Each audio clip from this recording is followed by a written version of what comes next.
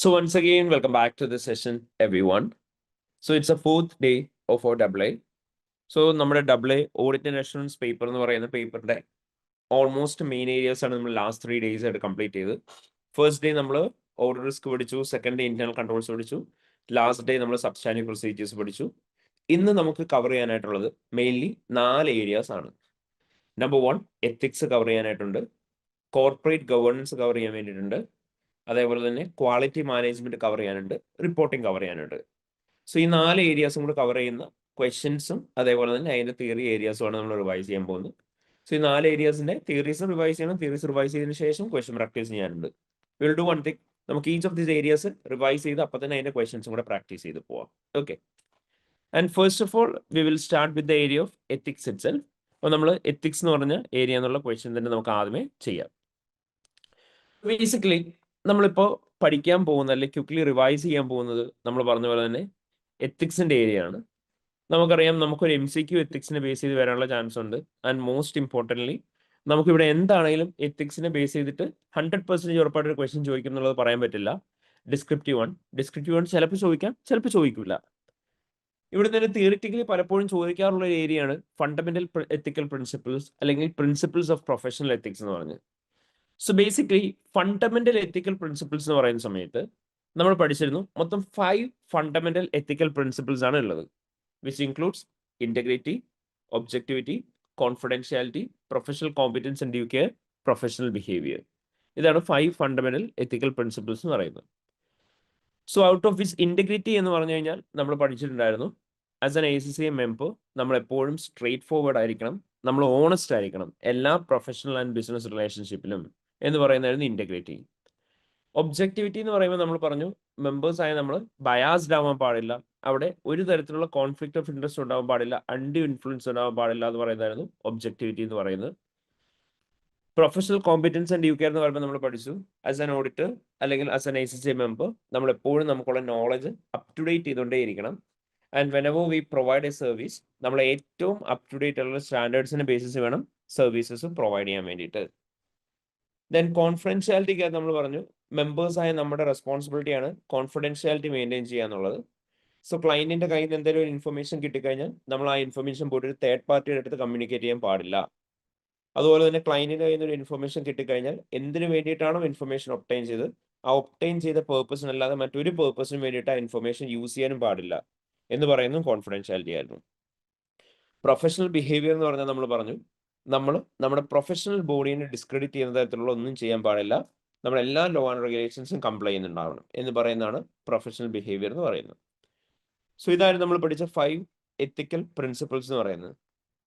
And out of which നമ്മൾ പഠിച്ചു ഒരു ഓഡിറ്റ് ചെയ്യാൻ ചെല്ലുന്ന സമയത്ത് നമ്മുടെ ഒബ്ജക്ടിവിറ്റീനെ അഫക്റ്റ് ചെയ്യുന്ന പല ഫാക്ടേഴ്സും ഉണ്ടാവും. അങ്ങനെ ഒബ്ജക്ടിവിറ്റീനെ അഫക്റ്റ് ചെയ്യുന്ന 5 ഫാക്ടേഴ്സ് ഉണ്ട് എന്നുള്ളതായിരുന്നു നമ്മൾ പഠിച്ചിട്ടുണ്ടായിരുന്നു. And will consider it as threats to professional ethics. And threats to professional ethics എന്ന് പറയുമ്പോൾ അവിടെ ഫസ്റ്റ് വരുന്ന ത്രെഡാണ് സെൽഫ് ഇൻട്രസ്റ്റഡ്. സോ എന്താണ് സെൽഫ് ഇൻട്രസ്റ്റഡ് എന്ന് ചോദിച്ചു കഴിഞ്ഞാൽ നമുക്കറിയാം ആസ് ആൻ ഓഡിറ്റർ എന്നുള്ള രീതിയിൽ നമ്മൾ നമ്മുടെ പ്രൊഫഷണൽ ഇൻട്രസ്റ്റ് വേണം കൂടുതൽ ഇമ്പോർട്ടൻസ് കൊടുക്കാൻ. We should always value high for our professional interest as an auditor. But there are certain cases where we will be giving more importance for our own personal interest. അങ്ങനെ professional ഇൻട്രസ്റ്റിനേക്കാളും കൂടുതൽ personal ഇൻട്രസ്റ്റിന് importance കൊടുക്കുന്ന സാഹചര്യങ്ങളാണ് self interest ആയിട്ട് വരിക. അവിടെ നമ്മളൊരു example ആയിട്ട് പറഞ്ഞിരുന്നു, ഒരു ഫാമിലി അല്ലെങ്കിൽ പേഴ്സണൽ റിലേഷൻഷിപ്പ് ഉള്ളപ്പോൾ അവർ കമ്പനിയിലുള്ള കാരണം കൊണ്ട് നമുക്ക് അവരെ ഫേവർ ചെയ്ത് സംസാരിക്കേണ്ടതായിട്ട് വരും. ഒരു ക്ലയന്റ് നമുക്ക് എന്തെങ്കിലും തരത്തിലുള്ള ഗിഫ്റ്റ് അല്ലെങ്കിൽ ഹോസ്പിറ്റാലിറ്റി സർവീസസ് ഓഫർ ചെയ്യുകയാണെന്നുണ്ടെങ്കിൽ നമ്മൾ ആ കിട്ടുന്ന ഗിഫ്റ്റ് ആൻഡ് ഹോസ്പിറ്റാലിറ്റി സർവീസിന് നന്ദി എന്നുള്ള രീതിയിൽ ക്ലയന്റിന് കൂടുതൽ ഫേവറബിൾ ആയിട്ടുള്ള ഒപ്പീനിയൻ കൊടുക്കാനുള്ള ചാൻസ് ഉണ്ട്. റിക്രൂട്ട്മെന്റ് നമ്മൾ പറഞ്ഞു നമ്മളാണ് ക്ലയന്റ് കമ്പനിയുടെ സ്റ്റാഫിന് അക്കൗണ്ട്സിലേക്കുള്ള എംപ്ലോയീസിനെ റിക്രൂട്ട് ചെയ്ത് കൊടുത്തേക്കുന്നത്. അങ്ങനെയാണെന്നുണ്ടെങ്കിൽ നമ്മൾ റിക്രൂട്ട് ചെയ്ത് കൊടുത്ത സ്റ്റാഫിന് എഗനിസ്റ്റ് ആയിട്ട് സംസാരിക്കാനായിട്ട് നമുക്ക് പറ്റത്തില്ല ഉണ്ടാവും.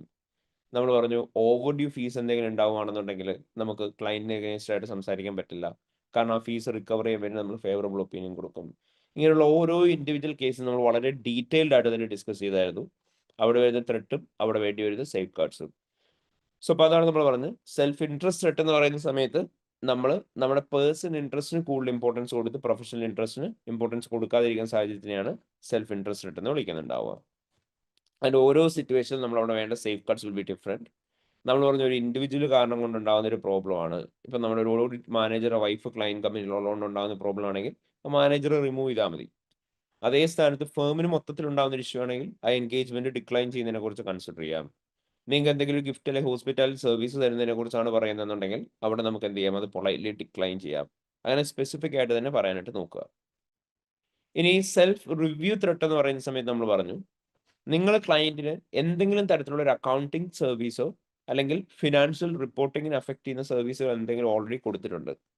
അങ്ങനെയാണെന്നുണ്ടെങ്കിൽ ആ വർക്ക് ലേറ്റർ ഓൺ നിങ്ങൾ തന്നെ റിവ്യൂ ചെയ്യേണ്ടി വരികയാണ് ആസ് പാർട്ട് ഓഫ് ഓഡിറ്റ്. അപ്പോൾ ഓട്ടോമാറ്റിക്കലി നിങ്ങൾ ചെയ്ത വർക്കിനകത്ത് മിസ്റ്റേക്ക് ഉണ്ടെന്ന് നിങ്ങൾക്ക് ക്ലയന്റിനോട് പറയാൻ പറ്റില്ലാത്ത സാഹചര്യം വരും. അപ്പോൾ അതിനെയാണ് സെൽഫ് റിവ്യൂ ത്രെട്ട് എന്ന് വിളിക്കുക. അപ്പോൾ സെൽഫ് റിവ്യൂ ത്രെട്ട് നമ്മൾ പറഞ്ഞിരുന്നു, സിനാരിയോയ്ക്ക് ഒന്ന് ട്രേസ് ചെയ്യാൻ നമുക്ക് ഭയങ്കര എളുപ്പമാണ്. കാരണം നിങ്ങൾ എന്ത് മാത്രം നോക്കിയാൽ മതി, നമ്മൾ ഓൾറെഡി ക്ലയന്റിന് എന്തെങ്കിലും സർവീസ് ചെയ്ത് കൊടുത്തിട്ടുണ്ടോ, അല്ലെ ക്ലയന്റ് പുതുതായിട്ട് നമ്മളോട് എന്തെങ്കിലും സർവീസ് റിക്വസ്റ്റ് ചെയ്തിട്ടുണ്ടോ എന്ന് മാത്രം നോക്കിയാൽ മതി. സോ നമുക്ക് എന്തെങ്കിലും സർവീസ് ക്ലയന്റ് കൊടുക്കേണ്ടി വന്നിട്ടുണ്ടെങ്കിലോ അല്ലെങ്കിൽ ക്ലയന്റ് പുതുതായിട്ട് എന്തെങ്കിലും ചോദിച്ചിട്ടുണ്ടെങ്കിലോ മാത്രമേ സെൽഫ് റിവ്യൂ ത്രെഡിലേക്ക് ലീഡ് ചെയ്യുള്ളൂ. ആൻഡ് അവിടെ നമ്മൾ സേഫ് ഗാർഡ് പഠിച്ചിരുന്നു. സോ ഒരു ക്ലയന്റ് നിങ്ങളോട് ഒരു പുതിയ സർവീസ് റിക്വസ്റ്റ് ചെയ്യാണ്, നിങ്ങളുടെ ഓഡിറ്റ് ക്ലയന്റ് ആണ്, നിങ്ങളോട് അവർ ടാക്സ് സർവീസ് കൂടി ചെയ്ത് കൊടുക്കാമെന്ന് ചോദിക്കുകയാണ്. അപ്പോൾ ഫസ്റ്റ് നിങ്ങൾ സേഫ് ഗാർഡ് ആയിട്ട് പറയേണ്ടത്, നിങ്ങൾ ഇത് സംസാരിക്കുന്നതിന് മുന്നേ നോക്കണം എന്ന് പറഞ്ഞു, അതൊരു ലിസ്റ്റഡ് ക്ലയന്റ് ആണോ നോൺ ലിസ്റ്റഡ് ക്ലയന്റ് ആണോ എന്ന്. And the conclusion is very simple. In case if they are a listed client other than audit service, നിങ്ങൾക്ക് വേറൊരു സർവീസും കൊടുക്കാൻ പറ്റില്ല. നമ്മൾ പറഞ്ഞു ലിസ്റ്റഡ് ക്ലയന്റിന് അതർ ദാൻ ഓഡിറ്റ് സർവീസ് മറ്റൊരു തരത്തിലുള്ള സർവീസുകളും നമ്മൾ ഓഫർ ചെയ്യാനായിട്ട് പാടില്ല. ഹൗഎവർ ക്ലയന്റ് നോൺ ലിസ്റ്റഡ് ആണ് എന്നുണ്ടെങ്കിൽ നിങ്ങൾക്ക് അത് ചെയ്യാം by using separate engagement team. Client non listed ആണെങ്കിൽ മാത്രം സെപ്പറേറ്റ് എൻഗേജ്മെന്റ് ടീം യൂസ് ചെയ്തിട്ട് നിങ്ങൾക്ക് അത് പ്രൊവൈഡ് ചെയ്യാം. ബട്ട് അഗെയിൻ നമ്മൾ ക്ലയന്റിന്റെ കേസ് നോക്കുക, ക്ലയന്റ് ലിസ്റ്റഡ് ആണോ? ക്ലയന്റ് ലിസ്റ്റഡ് ആണ്. അല്ലെങ്കിൽ നമ്മൾ ചിലപ്പോൾ നോക്കുമ്പോൾ കാണാൻ പറ്റും ക്ലയന്റ് നോൺ ലിസ്റ്റഡ് ആണ്. ബോത്ത് കേസിൽ ഇപ്പോൾ ഓൾറെഡി സർവീസ് റെൻഡർ ചെയ്ത് കഴിഞ്ഞു, അതായത് ഓൾറെഡി ചെയ്ത് കൊടുത്തിരുന്നു എന്നുള്ളതാണ് പറയുന്നത്. ഓഡിറ്റ് ടീമിൽ ആരോ ചെയ്ത് കൊടുത്തു എന്ന്.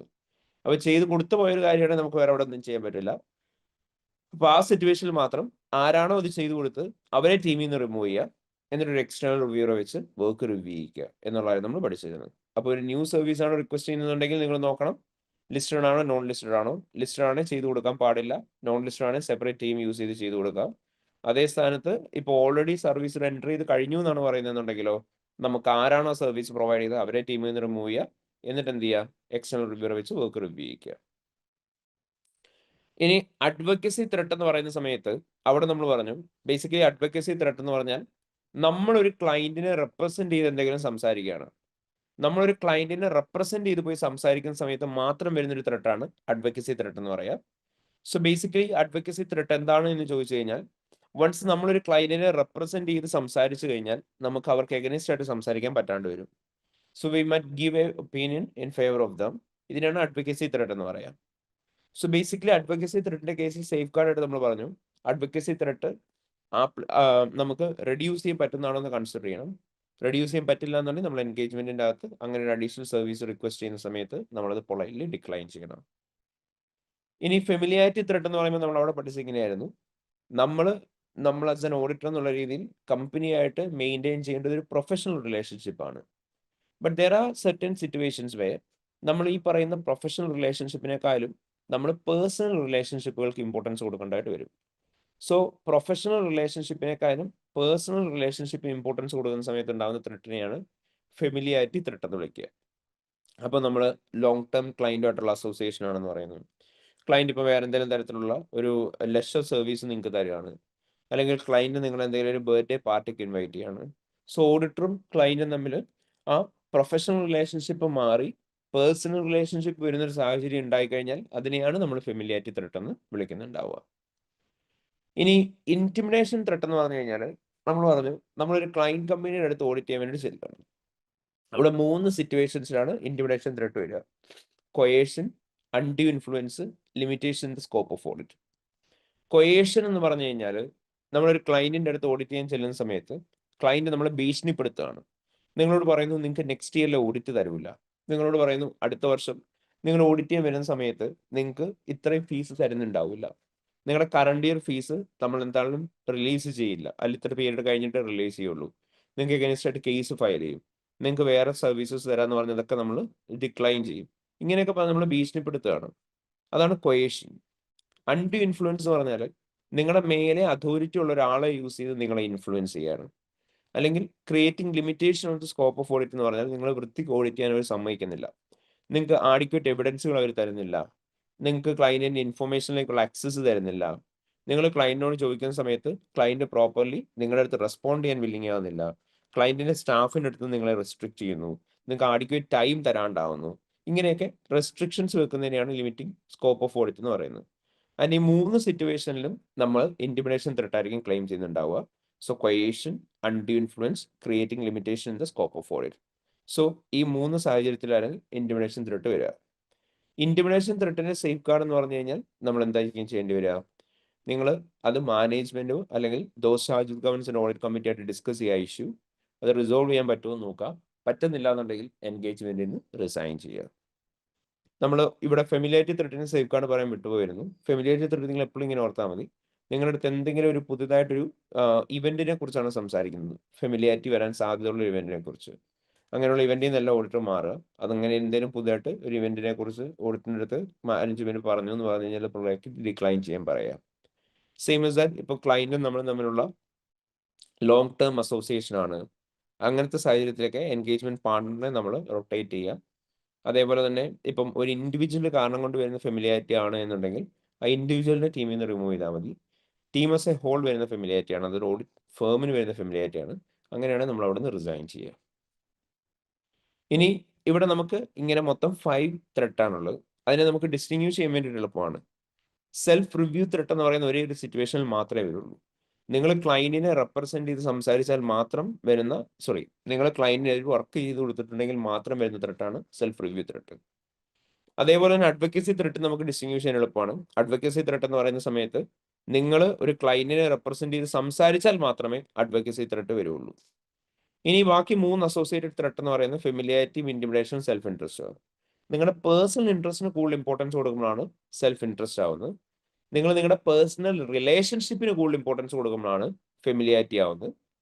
നിങ്ങൾ ക്ലയന്റിന്റെ അടുത്ത് പോയി ഒരു വർക്ക് ചെയ്യുന്ന സമയത്ത് ക്ലയന്റ് നിങ്ങളെ എങ്ങനെയെങ്കിലും പ്രഷറൈസ് ചെയ്താൽ മാത്രമാണ് ഇന്റിമിഡേഷൻ ത്രെട്ട് ആവുന്നത്. അങ്ങനെയാണ് നമുക്ക് ഈ ത്രെട്ടിനെ ഡിസ്റ്റിങ്യൂഷ് ചെയ്യാൻ വേണ്ടിയിട്ട് പറ്റുക. ആൻഡ് ഇതിന് പുറമെ നമ്മൾ പറഞ്ഞു മാനേജ്മെന്റ് ത്രെട്ട് എന്ന് പറയുന്ന ഒരു ത്രെട്ട് ഉണ്ട്. അതായത് മാനേജ്മെന്റിന്റെ റെസ്പോൺസിബിലിറ്റി എന്താണോ ആ മാനേജ്മെന്റിന്റെ റെസ്പോൺസിബിലിറ്റീസ് ഓഡിറ്ററിന്റെ റെസ്പോൺസിബിലിറ്റി ആയിട്ട് എടുത്ത് അസ്യൂം ചെയ്ത് ചെയ്യുകയാണ്. അങ്ങനെ മാനേജ്മെന്റ് റെസ്പോൺസിബിലിറ്റി ഓഡിറ്റേഴ്സ് റെസ്പോൺസിബിലിറ്റി ആയിട്ട് അസ്യൂം ചെയ്യുന്ന സമയത്ത് അവിടെ വരുന്ന ത്രെട്ടിനെയാണ് മാനേജ്മെന്റ് ത്രെട്ട് എന്ന് നമ്മൾ വിളിക്കുന്നുണ്ടാവുക. ഇനി നമ്മൾ പറഞ്ഞു ആ ത്രെട്ടിന് വേണ്ടിയിട്ട് കോമൺ ആയിട്ടുള്ള സേഫ് ഗാർഡ്സ് കാര്യങ്ങളൊക്കെ പഠിച്ചിരുന്നു. പിന്നെ ഇമ്പോർട്ടൻ്റ്ലി നമ്മൾ പഠിച്ചൊരു കാര്യമായിരുന്നു when we audit multiple entities in a competent market. അതായത് ഒരു പർട്ടിക്കുലർ കോമ്പീറ്റിംഗ് മാർക്കറ്റിൽ 2 കമ്പനീസിന്റെ ഓഡിറ്റ് നിങ്ങളാണ് ചെയ്യുന്നത്. അല്ലെ പരസ്പരം അങ്ങോട്ടും ഇങ്ങോട്ടും ട്രേഡ് ചെയ്യുന്ന 2 കമ്പനീസിന്റെ ഓഡിറ്റ് നിങ്ങളാണ് ചെയ്യുന്നത്. അങ്ങനെയാണെന്നുണ്ടെങ്കിൽ അവിടെ കോൺഫ്ലിക്റ്റ് ഓഫ് ഇൻട്രസ്റ്റ് ഉണ്ടാവാനുള്ള ചാൻസ് ഉണ്ട്. ഡ്യൂ ടു വിച്ച് ഒബ്ജക്ടിവിറ്റിയും അതേപോലെ തന്നെ കോൺഫിഡൻഷ്യാലിറ്റി എഫക്റ്റഡ് ആവും. അതായത് നമുക്കറിയാം 2 ക്ലയന്റിന്റെ ഓഡിറ്റ് നമ്മളാണ് ചെയ്യുന്നതെങ്കിൽ നമ്മുടെ കയ്യിൽ നിന്ന് ഒരു ഇൻഫർമേഷൻ ഇവിടുന്ന് അങ്ങോട്ടോ അവിടുന്ന് ഇങ്ങോട്ടോ വരാൻ സാധ്യതയുണ്ട്. നമ്മളൊരു ക്ലയന്റിനെ കൂടുതൽ ഫേവർ ചെയ്ത് സംസാരിക്കാൻ ചാൻസ് ഉണ്ട്. അതുകൊണ്ടാണ് നമ്മൾ പറഞ്ഞ ഒബ്ജക്ടിവിറ്റിയും കോൺഫിഡൻഷ്യാലിറ്റി എഫക്റ്റഡ് ആവും. അപ്പൊ നോർമലി ഈ സാഹചര്യത്തിൽ സേഫ് ഗാർഡ് എന്തെടുക്കണം എന്ന് ചോദിച്ചിട്ടായിരിക്കും എക്സാമിന് നിങ്ങൾക്ക് ക്വസ്റ്റ്യൻസ് വരിക. അപ്പൊ സേഫ് ഗാർഡ് എന്താണ് എടുക്കേണ്ടതെന്ന് ചോദിച്ച ക്വസ്റ്റ്യൻ വന്നു കഴിഞ്ഞാൽ നിങ്ങൾ സിമ്പിൾ ആയിട്ടൊരു കാര്യം ആലോചിച്ചാൽ മതി. നിങ്ങൾ അവിടെ ആലോചിക്കേണ്ടത് ഫസ്റ്റ് ബോത്ത് ക്ലയന്റിന്റെ കയ്യിൽ നിന്ന് കൺസെന്റ് ഒബ്ടൈൻ ചെയ്യണം. അതായത് ഈ കോമ്പീറ്റ് ചെയ്യുന്ന 2 ക്ലയൻസ് അല്ലെങ്കിൽ പരസ്പരം ട്രേഡ് ചെയ്യുന്ന ഈ 2 കമ്പനീസിന്റെ കയ്യിൽ നിന്ന് നമ്മൾ എന്ത് ചെയ്യണം? നമ്മൾ കൺസെന്റ് ഒബ്ടൈൻ ചെയ്യണം. കൺസെന്റ് ഒബ്ടൈൻ ചെയ്തിട്ട് അത് തന്നിട്ടില്ല എന്നുണ്ടെങ്കിൽ നമ്മൾ എന്ത് ചെയ്യുക? ഈതർ ഓഫ് ദാറ്റ് ഏതെങ്കിലും ഒരു എൻഗേജ്മെന്റിൽ നിന്ന് നമ്മൾ ഡിക്ലൈൻ ചെയ്യണം. ഇനി കൺസെന്റ് കിട്ടിക്കഴിഞ്ഞാലോ അഡീഷണൽ സേഫ് ഗാർഡ്സ് എടുക്കുക. ഫസ്റ്റ് 2 പേർക്കും വേണ്ടിയിട്ട് സെപ്പറേറ്റ് എൻഗേജ്മെന്റ് ടീം ആയിരിക്കണം നമ്മൾ യൂസ് ചെയ്യുന്നത്. ഇനി അതേപോലെ തന്നെ രണ്ടാമത് നമ്മൾ പറഞ്ഞു അവർ തമ്മിലുള്ള പരസ്പരം ആക്സസ് ടു ഇൻഫർമേഷൻ പ്രിവെന്റ് ചെയ്യാനുള്ള പ്രൊസീജിയേഴ്സ് നമ്മൾ എടുക്കണം. 2 പേരും കോൺഫിഡൻഷ്യാലിറ്റി എഗ്രിമെന്റ് സൈൻ ചെയ്തിട്ടുണ്ടാവണം. ഇവർ ഈ പറയുന്ന സേഫ് ഗാർഡ്സ് എന്തൊക്കെയാണോ ആ സേഫ് ഗാർഡ്സ് ഓരോന്നും ഒരു സീനിയർ ആയിട്ടുള്ള ആൾ വന്ന് റിവ്യൂ ചെയ്യണം നമ്മൾ പ്രോപ്പർലി ഫോളോ ചെയ്യുന്നുണ്ടോ എന്ന്. അതുപോലെ തന്നെ ക്ലയന്റിന് നമ്മൾ ഇൻഡിപെൻഡൻസ് അഡ്വൈസ് കൊടുക്കുക. ഇത്രയാണ് നമുക്കിവിടെ സേഫ് ഗാർഡ്സ് എടുക്കാനായിട്ടുള്ളത്. ഈ പറയുന്ന സേഫ് ഗാർഡ്സ് ഏതെങ്കിലും എടുക്കാൻ പറ്റുന്നില്ലെങ്കിൽ നമ്മൾ എന്ത് ചെയ്യണം എന്ന് പറഞ്ഞു? നമ്മൾ എൻഗേജ്മെന്റിൽ നിന്ന് ഡിക്ലൈൻ ചെയ്യണം. അല്ലെങ്കിൽ എപ്പോഴാണോ നമുക്ക് ഈ സേഫ് ഗാർഡ് എടുക്കാൻ പറ്റാവുന്നതാവുന്നത് അപ്പോൾ നമ്മൾ റിസൈൻ ചെയ്യണം. ഇത്രയായിരുന്നു നമ്മൾ ചെയ്യേണ്ടത് when we audit multiple entities in a competent market or the entities which are trading with each other. Clear ആയോ? Is that clear everyone? Okay. And now we will do one thing. We will practice a question on this.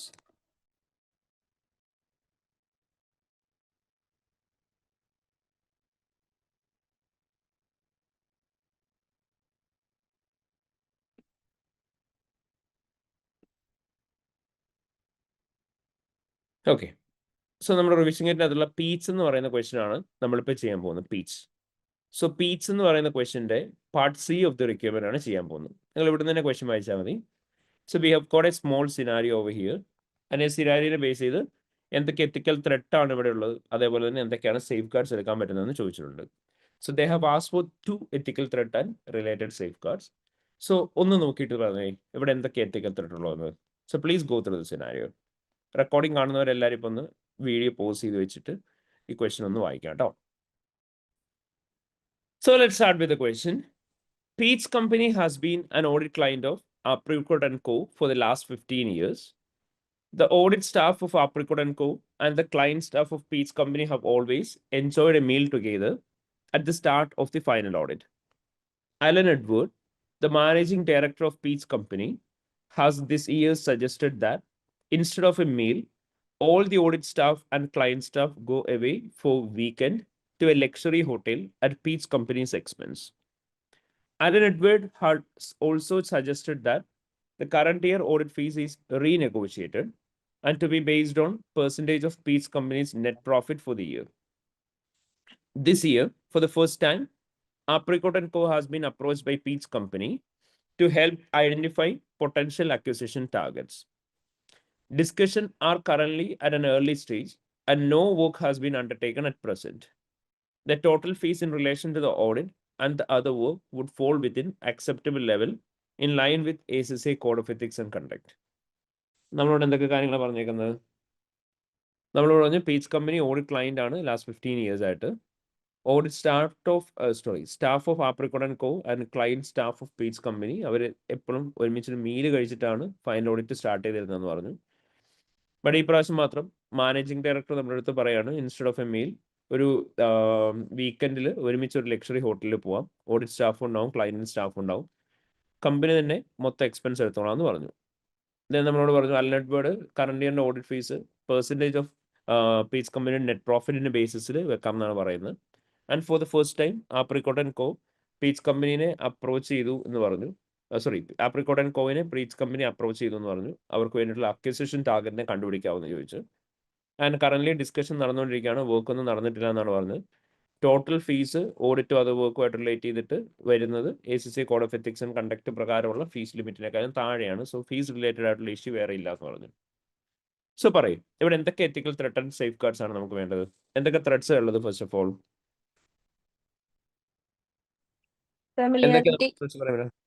Okay, familiarity. എവിടെ familiarity വരിക?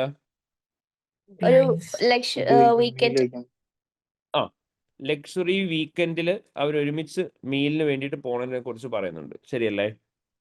Okay, luxury വീക്കെൻഡിൽ ഒരുമിച്ച് മീലിന് വേണ്ടിയിട്ട് പോണ സമയത്ത് നമ്മൾ audit സ്റ്റാഫും ക്ലയൻറ്റ് സ്റ്റാഫും തമ്മിൽ എന്തുണ്ടാവാനുള്ള ചാൻസ് ഉണ്ട്? ഒരു പേഴ്സണൽ റിലേഷൻഷിപ്പ് വരാനുള്ള ചാൻസ് ഉണ്ട്, ശരിയല്ലേ? അങ്ങനെയുള്ള പേഴ്സണൽ റിലേഷൻഷിപ്പ് കാരണം കൊണ്ട് അവിടെ എന്ത് ത്രെട്ട് വരും? ഫെമിലിയാരിറ്റി ത്രെട്ട് വരും. സോ ആ കേസിൽ ഫെമിലിയാരിറ്റി ത്രെട്ട് മാത്രമാണ് വരിക. ഗിഫ്റ്റ് ആൻഡ് ഹോസ്പിറ്റാലിറ്റി സർവീസ് ആണ് നമ്മളിവിടെ റിസീവ് ചെയ്യുന്നത്, ശരിയല്ലേ? സോ അവിടെ ഓട്ടോമാറ്റിക്കലി അവിടെ ഗിഫ്റ്റ് ആൻഡ് ഹോസ്പിറ്റാലിറ്റി സർവീസിന്റെ വാല്യൂ കൂടുതലാണെന്നുണ്ടെങ്കിൽ നമ്മൾ എന്ത് ചെയ്യാൻ ചാൻസ് ഉണ്ട്? ക്ലയന്റിന്റെ ഫേവറിൽ സംസാരിക്കാനുള്ള ചാൻസ് ഉണ്ട്. അപ്പോൾ അവിടെ ഏത് ത്രെട്ടും വരാൻ ചാൻസ് ഉണ്ടാവും? സെൽഫ് ഇൻട്രസ്റ്റ് ത്രെട്ടും അവിടെ ഉണ്ടാവാൻ ചാൻസ് ഉണ്ടാവും. സോ അവിടെ ബോത്ത് ത്രെട്ട് വരും. ഓക്കെ, അപ്പോൾ നിങ്ങൾ പറയുന്ന സമയത്ത് എന്ത് പറഞ്ഞാൽ മതി? നിങ്ങൾ പറയാ the managing director of peach company have invited apricot and co for a meal along with the client staff. Therefore, there can be chances of having self-interest and familiarity threat to objectivity, as the situation might result in creating a personal interest, and the auditor might talk in favor of the client as they are giving more importance for their personal relationship rather than the professional relationship. അവിടെ നമുക്ക് കൊടുക്കാൻ പറ്റുന്ന safe guard എന്തായിരിക്കും? Safe guard? Ordinary meal തന്നെ എടുക്കുക, അല്ലെങ്കിൽ cash decline ചെയ്യാൻ പറ്റുമോ ഓഫർ? പൊളൈറ്റ്ലി ഡിക്ലൈൻ ചെയ്യാൻ പറയാം. നമുക്ക് പ്രൈമറി ആയിട്ട് പറയാനുള്ളത് എന്തായിരിക്കും? മാനേജിംഗ് ഡയറക്ടർ കൊടുത്തേക്കുന്ന ഈ ഓഫർ പൊളൈറ്റ്ലി ഡിക്ലൈൻ ചെയ്യാനായിട്ട് പറയാം. And on the other hand വേണമെന്നുണ്ടെങ്കിൽ അവർക്ക് എന്ത് ചെയ്യാം, അവർ ആ മീൽ തന്നെ വേണേൽ കണ്ടിന്യൂ ചെയ്യാനായിട്ടുള്ള ഓപ്ഷൻ ഉണ്ടാവും. കാരണം എന്താ, മീൽ എന്ന് പറയുന്ന സമയത്ത് അവിടെ ഇൻസിഗ്നിഫിക്കൻറ്റ് വാല്യൂ ആണ്, ദാറ്റ് ടു നമുക്കാണ് മീൽ ഓഫർ ചെയ്യുന്നത്. അതുകൊണ്ട് തന്നെ അവിടെ മീൽ കഴിക്കുന്നതുകൊണ്ട് വലിയൊരു പ്രശ്നം ഉണ്ടാവില്ല. പക്ഷേ ഇത് അലൗഡ് അല്ല. അപ്പോൾ രണ്ടും പറയണമെന്നില്ല, ഒന്നുകിൽ എന്ത് മാത്രം പറഞ്ഞാൽ മതി, പൊളൈറ്റ്ലി ഡിക്ലൈൻ ചെയ്യണം എന്നുള്ള കാര്യം മാത്രം പറഞ്ഞാൽ മതി. അപ്പോൾ നിങ്ങൾ എന്ത് പറയാ, discuss with Managing Director of Managing Director of Peach Company, Alan Edward, and audit team should politely decline the offer provided by them. Instead, they can consider having meal together at the start of the final audit. Clear ആയോ? Yes, sir. Okay. പിന്നെ അടുത്ത issue എന്താടാ? Audit fees is based on percentage of Peach Company net profit. Okay. Current ഇയറിന്റെ audit fees അവർ fix ചെയ്യുന്ന എന്തിന്റെ ബേസിസിലാണെന്ന് പറഞ്ഞു? പീച്ച് കമ്പനിയുടെ നെറ്റ് പ്രോഫിറ്റ് ഫോർ ദി ഇയറിനെ ബേസ് ചെയ്തിട്ടാണെന്ന് പറഞ്ഞു. നെറ്റ് പ്രോഫിറ്റ് ഫോർ ദി ഇയറിനെ ബേസ് ചെയ്തിട്ട് നമുക്ക് ഓഡിറ്റ് ഫീസ് ഫിക്സ് ചെയ്യാനായിട്ട് പറ്റുമോ? No. ഇല്ല. അതങ്ങനെ ചെയ്തു കഴിഞ്ഞാൽ അത് ഏത് ത്രെട്ട് ആവുക? Self interest to objectivity. കാരണം എന്താ? കാരണം എന്തായിരുന്നു? മാനേജ്മെന്റ് ഓവർസീറ്റ് പ്രോഫിറ്റിനെ അഫക്ട് ചെയ്യുന്ന തരത്തിലുള്ള എന്തെങ്കിലും മിസ്സ്റ്റേറ്റ്മെന്റ് ഉണ്ട് എന്നുണ്ടെങ്കിൽ ഓട്ടോമാറ്റിക്കലി ഓഡിറ്റർക്ക് എന്ത് ചെയ്യാൻ പറ്റില്ല? ക്ലയന്റിന് എഗൻസ്റ്റ് ആയിട്ട് സംസാരിക്കാൻ പറ്റില്ല. കാരണം സംസാരിച്ചു കഴിഞ്ഞാൽ എന്ത് സംഭവിക്കും? ഓഡിറ്റർക്ക് കിട്ടാനുള്ള റെമ്യൂണറേഷൻ കുറഞ്ഞു പോകും. അതുകൊണ്ട് തന്നെ ഓഡിറ്റർ എന്ത് ചെയ്യും? ക്ലയന്റിനെ ഫേവർ ചെയ്തേ സംസാരിക്കുള്ളൂ. അപ്പൊ അതാണ് നമ്മൾ പറയുന്നത്. ക്ലിയർ ആയോ? ഓക്കെ. അപ്പൊ നമ്മൾ പറയുന്ന സമയത്ത് എന്ത് പറയാ? നിങ്ങൾ പറയാ, Alan Edward has suggested that current year's audit fees will be renegotiated on the basis of percentage of Peach Company's net profit for the year. However, when the fees is based on net profit, even if when there are mistakes that might affect the net profit of the company, auditor will not be talk against the company as it may affect the auditor's remuneration. So it may give rise to self-interest to objectivity. അതിന് കൊടുക്കാൻ പറ്റുന്ന safe guard എന്തായിരിക്കും? Engagement ഒരു fixed amount തന്നെ follow ചെയ്യണം. അല്ലെങ്കിൽ എന്തിന്റെ basis fix ചെയ്യാന്ന് പറയാം? പെർഫോമൻസ് അവർലി റേറ്റിൽ ഫിക്സ് ചെയ്യാന്ന് പറയാം. ശരിയല്ലേ? ഓക്കെ. അപ്പൊ നിങ്ങൾ എന്ത് പറയണം? Audit team should inform Alan Edward that the fees will not be fixed on the basis of the net profit for the year. Instead, fees will be a fixed amount. Alternatively, the fees can also be charged on the basis of hours spent by the audit team for performing the audit engagement. Clear ആയോ? പിന്നെ വേറെന്താ പറയാൻ പറ്റുന്നത്? Apricot Company has approached Peach Company to help identify potential acquisition target. Okay. അവിടെ ഏതായിരിക്കും പറയാൻ പറ്റുക? Advocacy threat. Advocacy threat മാത്രമാണ് വരിക. അക്വസിഷൻ ടാർഗറ്റിനെ കണ്ടുപിടിച്ച് കൊടുക്കാൻ വേണ്ടിയിട്ടാണ് അവർ നമ്മളോട് പറഞ്ഞേക്കുന്നത്. ശരിയല്ലേ? അക്വസിഷൻ റിലേറ്റഡ് ആയിട്ടുള്ള വർക്കുകൾ നമ്മളവിടെ ചെയ്യുന്നുണ്ടാവും. സോ ഓട്ടോമാറ്റിക്കലി അപ്കമിങ് ഇയറിന്റെ ഓഡിറ്റ് ഞാൻ പറഞ്ഞിട്ടുണ്ടായി, സെൽഫ് റിവ്യൂ ത്രെട്ട് എന്ന് പറയുന്നത് ഒരിക്കലും നമ്മുടെ കറണ്ട് ഇയർ ഓഡിറ്റിനെ തന്നെ എഫക്ട് ചെയ്യുന്നല്ല നോക്കുന്നത്, അപ്കമിങ് ഇയേഴ്സിലെ ഓഡിറ്റിനെ എഫക്ട് ചെയ്യുന്നതാണ് നോക്കുന്നത്. സോ അക്വസിഷൻ കഴിഞ്ഞു കഴിഞ്ഞാൽ കമ്പനിയുടെ ഫിനാൻഷ്യൽസ് റിവ്യൂ ചെയ്യുമ്പോൾ അതിൻ്റെ അക്വസിഷൻ റിലേറ്റഡ് ട്രീറ്റ്മെന്റ് എന്തെങ്കിലും ഉണ്ടെന്നുണ്ടെങ്കിൽ നമ്മൾ അക്വസിഷന്റെ പാർട്ട് ആയിരുന്നുകൊണ്ട് തന്നെ നമ്മൾ എന്ത് ചെയ്യില്ല, അവർക്ക് എഗൻസ്റ്റ് ആയിട്ട് സംസാരിക്കില്ല. അപ്പോൾ ഓട്ടോമാറ്റിക്കലി അവിടെ ഏത് ത്രെട്ടും കൂടെ കയറി വരാൻ ചാൻസ് ഉണ്ട്? സെൽഫ് റിവ്യൂ ത്രെട്ടും കൂടെ കയറി വരാനുള്ള ചാൻസ് ഉണ്ട്. അപ്പോൾ നിങ്ങൾ എന്ത് പറയാം? നിങ്ങൾ പറയാം, Apricot and Company has been approached by Peach Company for helping them in finding out the potential acquisition target. However, accepting this service may result in self-review threat and advocacy threat to objectivity, as the audit firm need to represent the client company and the auditor will also be responsible for reviewing the acquisition-related works in the upcoming year's audit. അവിടെ നമുക്ക് കൊടുക്കാൻ പറ്റുന്ന safe guard എന്തായിരിക്കും? Requesting of additional service ആണ്. അവിടെ നമുക്ക് എന്താ ചെയ്യാൻ പറ്റുക? ഫസ്റ്റ് നമ്മൾ പറഞ്ഞു ഇതൊരു പുതുതായിട്ട് സർവീസ് റിക്വസ്റ്റ് ചെയ്യല്ലേ, ഓൾറെഡി ചെയ്ത് കൊടുത്തു എന്നാണ് നമ്മളോട് പറഞ്ഞേക്കുന്നത്. അല്ല, ന്യൂലി റിക്വസ്റ്റ് ചെയ്യുന്ന സർവീസ് ആണ്. So when there is A newly requested service നമ്മൾ അവിടെ ആദ്യം എന്താ കൺസിഡർ ചെയ്യേണ്ടത്? ലിസ്റ്റഡ് ആണോ നോൺ ലിസ്റ്റഡ് ആണോ എന്നുള്ളത് നോക്കുക. Consider that it's A non listed client. ഇപ്പം നമുക്ക് ബാക്കി മൊത്തം ക്വസ്റ്റ്യൻ നമ്മൾ വായിച്ചിട്ടുണ്ടായിരുന്നില്ല. ഇപ്പം നമ്മൾ ലിസ്റ്റഡ് ആണെന്നുണ്ടെങ്കിൽ ഇവിടെ ക്ലയന്റ് ലിസ്റ്റഡ് ആണോ അല്ലയോ എന്നുള്ളത് ഇൻട്രൊഡക്ഷൻ പാരഗ്രാഫിൽ തന്നെ പറഞ്ഞിട്ടുണ്ടാവും. പ്രത്യേകിച്ചൊന്നും പറഞ്ഞിട്ടില്ല എന്നുണ്ടെങ്കിൽ നമ്മളത് നോൺ ലിസ്റ്റഡ് ആയിട്ടായിരിക്കും കൺസിഡർ ചെയ്യുക. അപ്പം നിങ്ങൾ എന്ത് പറയാ? In case if Apricot and Co. In case if Peach Company is a non-listed client, in that case, auditor can provide the requested service using a separate engagement team if the risk can be reduced to an acceptable low level. If not, auditor should politely decline the request raised by the management. Clear ayo? Yes, Is sir. that clear, everyone? Yes, Okay. sir. ഇവിടെ high percentage fees എന്നുള്ള threat നമുക്ക് ഇനി പറയാൻ പറ്റുമോ? ഇല്ല. അത് പറയാതിരിക്കാൻ വേണ്ടിയിട്ടാണ് അവർ നമ്മളോട് എന്ത് പറഞ്ഞേക്കുന്നത്? ഫീസ് ബാക്കിയുള്ള കാര്യങ്ങളെല്ലാം ACC code of ethics and conduct പ്രകാരം തന്നെയാണ് വന്നേക്കുന്നതെന്ന് പറഞ്ഞത്. സെയിം as that പലരും ഇവിടെ 15 ഇയേഴ്സ് ആയിട്ട് ഓഡിറ്റ് ക്ലൈന്റ് ആണ് എന്ന് പറയുന്ന കാരണം കൊണ്ട് ഇത് ലോങ് ടേം ക്ലൈന്റ് ആണെന്ന് പറഞ്ഞിട്ട് ഒരു റിസ്ക് പറയാറുണ്ട്. അത് ഒരു പരിധി വരെ ശരിയാണ്. പക്ഷെ നമ്മൾ പഠിച്ചിരുന്നു ഒരു 7 ഇയേഴ്സ് ആണ് ഓഡിറ്ററായിട്ട് കണ്ടിന്യൂ ചെയ്യാൻ പറ്റുന്ന ഒരു ക്ലൈന്റിൽ. പക്ഷെ അവിടെ നമ്മൾ പറഞ്ഞ ഇൻഡിവിജ്വൽ കേസാണ്, അല്ലാണ്ട് ഓഡിറ്റ് ഫേമിന്റെ അല്ല. ഓഡിറ്റ് ഫേമിന്റെ ആയിട്ട് നമ്മൾ അവിടെ പഠിക്കുന്നുണ്ടായിരുന്നില്ല. നമ്മളോട് പറഞ്ഞ 7 ഇയേഴ്സ് ആയിട്ട് ഒരു ഓഡിറ്റ് മാനേജർ അല്ലെങ്കിൽ ഓഡിറ്റ് പാർട്ണർ അല്ലെങ്കിൽ key audit partner engagement quality control reviewer ഒന്നും ഒരു എൻഗേജ്മെന്റ് കണ്ടിന്യൂ ചെയ്യാൻ പാടില്ല എന്നാണ്. പക്ഷെ നമ്മളോട് ഇവിടെ പറഞ്ഞേക്കുന്നത് എന്താ? പീച്ച് കമ്പനി എന്ന് പറയുന്നത് ആപ്രിക്കോട്ട് ആൻഡ് കോ എന്ന് പറയുന്ന ഫേമിന്റെ ഓഡിറ്റ് ക്ലൈന്റ് ആയിരുന്നു എന്നാണ് പറഞ്ഞത്. പാർട്ണർ അവിടെ എത്ര നാളായിട്ടുണ്ട് എന്നുള്ളത് പറഞ്ഞിട്ടില്ല. അതുകൊണ്ടാണ് നമ്മൾ ഇവിടെ ഫെമിലിയാരിറ്റിനെ കുറിച്ച് മെയിൻലി മെൻഷൻ ചെയ്യാഞ്ഞത്. മനസ്സിലായോ? Is that clear everyone? Yes, sir. Okay. So അപ്പോൾ ഇങ്ങനെയായിരിക്കും എത്തിക്സിന്റെ റിലേറ്റഡ് ആയിട്ടുള്ള ക്വസ്റ്റ്യൻസ് വരിക. So when you get ethics related question ഭയങ്കര എളുപ്പമാണ്. അൾട്ടിമേറ്റ്ലി നിങ്ങൾ ഓർക്കുക, നമ്മുടെ 5 ത്രെട്ടിൽ ഏതെങ്കിലും ത്രെട്ടേ വരുള്ളൂ. പക്ഷെ ഇപ്പോൾ നമ്മൾ കണ്ട പോലെ തന്നെ ഒരു സിനാരിയോയിൽ മൾട്ടിപ്പിൾ ത്രെട്ടുകൾ കയറി വരാം. അപ്പോൾ ഏതാണ് ത്രെട്ട് വരുന്നതെന്ന് അറിയാൻ വേണ്ടിയിട്ട് എന്ത് ചെയ്യാം? ലോജിക്കലി ആലോചിച്ച് നോക്കുക. ഞാൻ പറഞ്ഞ പോലെ തന്നെ പേഴ്സണൽ ഇൻട്രസ്റ്റിന് ഇമ്പോർട്ടൻസ് കൊടുക്കുന്ന എല്ലാ സിറ്റുവേഷനിലും സെൽഫ് ഇൻട്രസ്റ്റ് ആയിരിക്കും. പേഴ്സണൽ റിലേഷൻഷിപ്പിന് ഇമ്പോർട്ടൻസ് കൊടുക്കുന്ന എല്ലായിടത്തും ഫെമിലിയാരിറ്റി ആയിരിക്കും. അതേപോലെ തന്നെ ഇപ്പോൾ ഇൻ കേസ് എങ്ങാനും എന്തെങ്കിലും തരത്തിലുള്ള വർക്ക് നിങ്ങൾ ക്ലൈന്റിന് ചെയ്ത് കൊടുത്താൽ മാത്രമേ സെൽഫ് റിവ്യൂ വരുള്ളൂ. ക്ലൈന്റിനെ റെപ്രസെന്റ് ചെയ്താൽ മാത്രമേ അഡ്വക്കേസി വരുള്ളൂ. നിങ്ങളെ പ്രഷറൈസ് ചെയ്യുന്ന പോലത്തെ സിറ്റുവേഷൻ വന്നാൽ മാത്രമേ അവിടെ എന്ത് വരുള്ളൂ? ഇന്റിമിഡേഷൻ വരുള്ളൂ.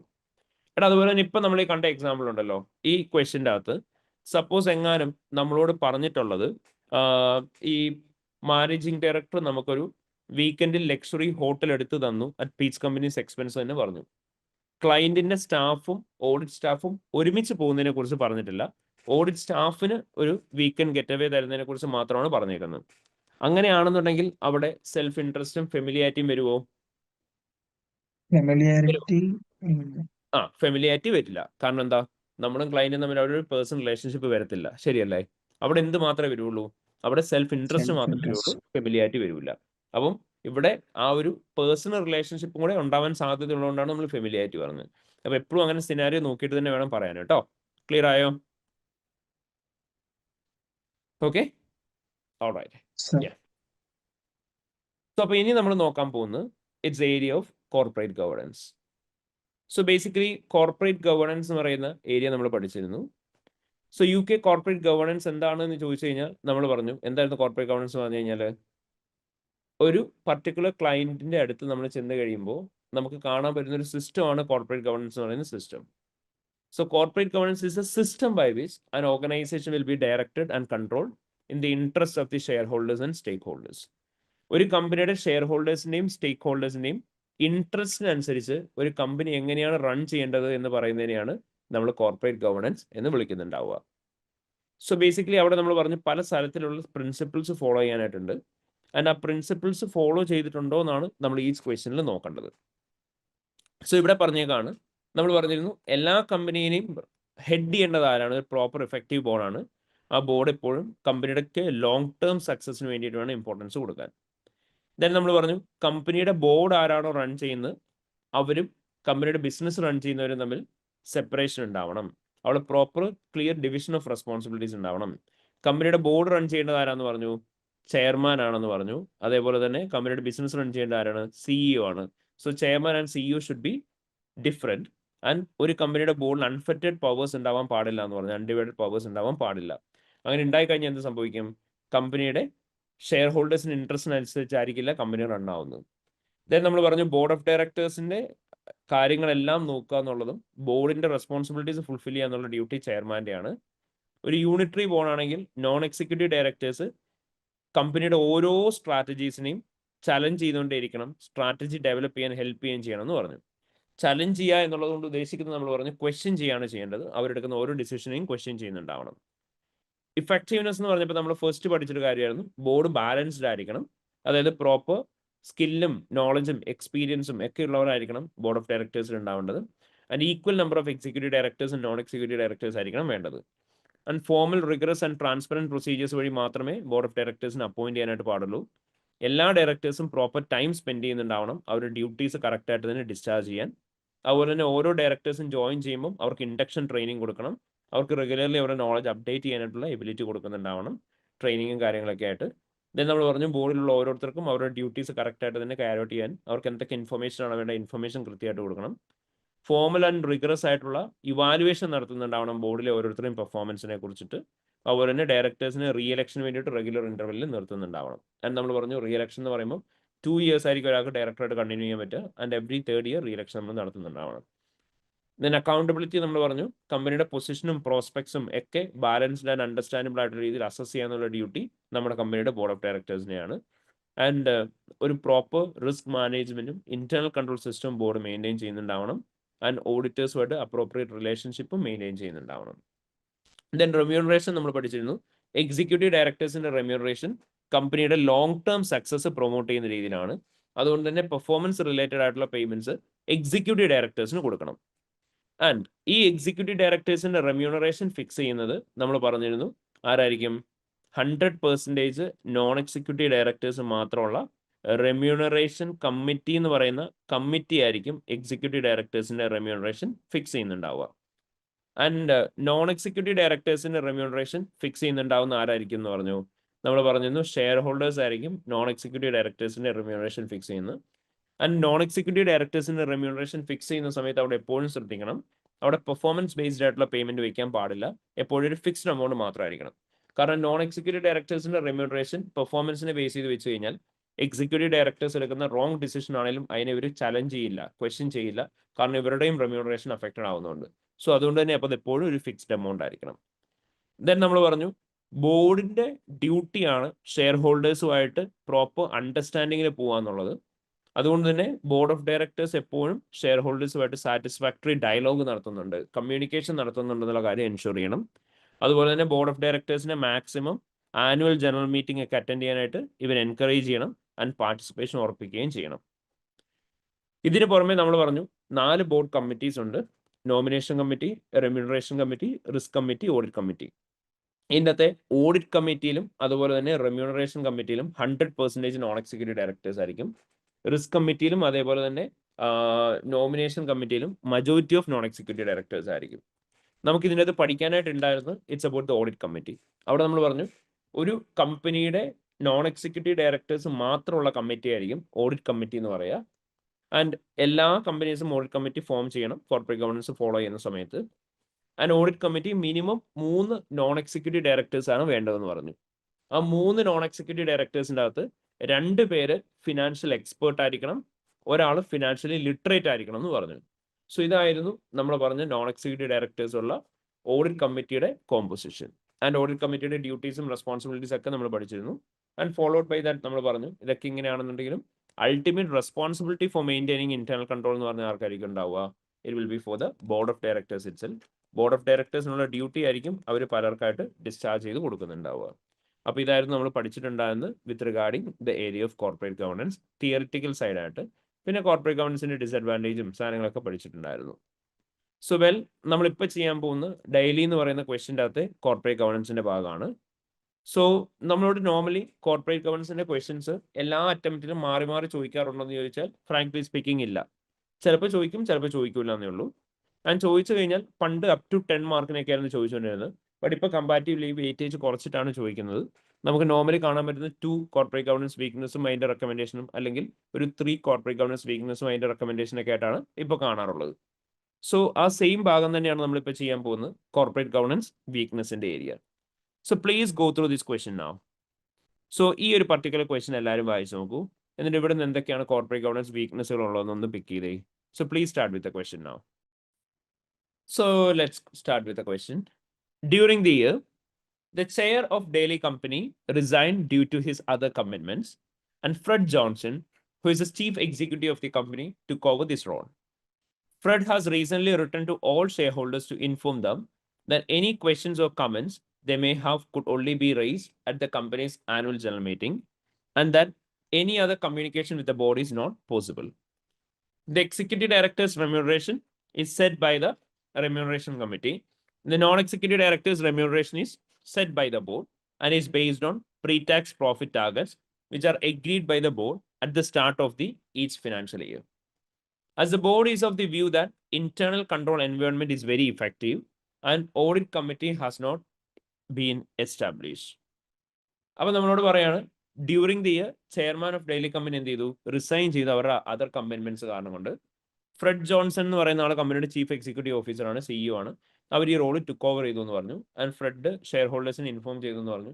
അവർക്ക് എന്തെങ്കിലും ക്വസ്റ്റ്യൻസോ കമന്റ്സോ ഒക്കെ ഉണ്ടെന്നുണ്ടെങ്കിൽ അത് AGMന്റെ സമയത്ത് ചോദിക്കാം, അല്ലാണ്ട് ബോർഡുമായിട്ടുള്ള ഒരു ഡിസ്കഷനും പോസിബിൾ അല്ല എന്ന്.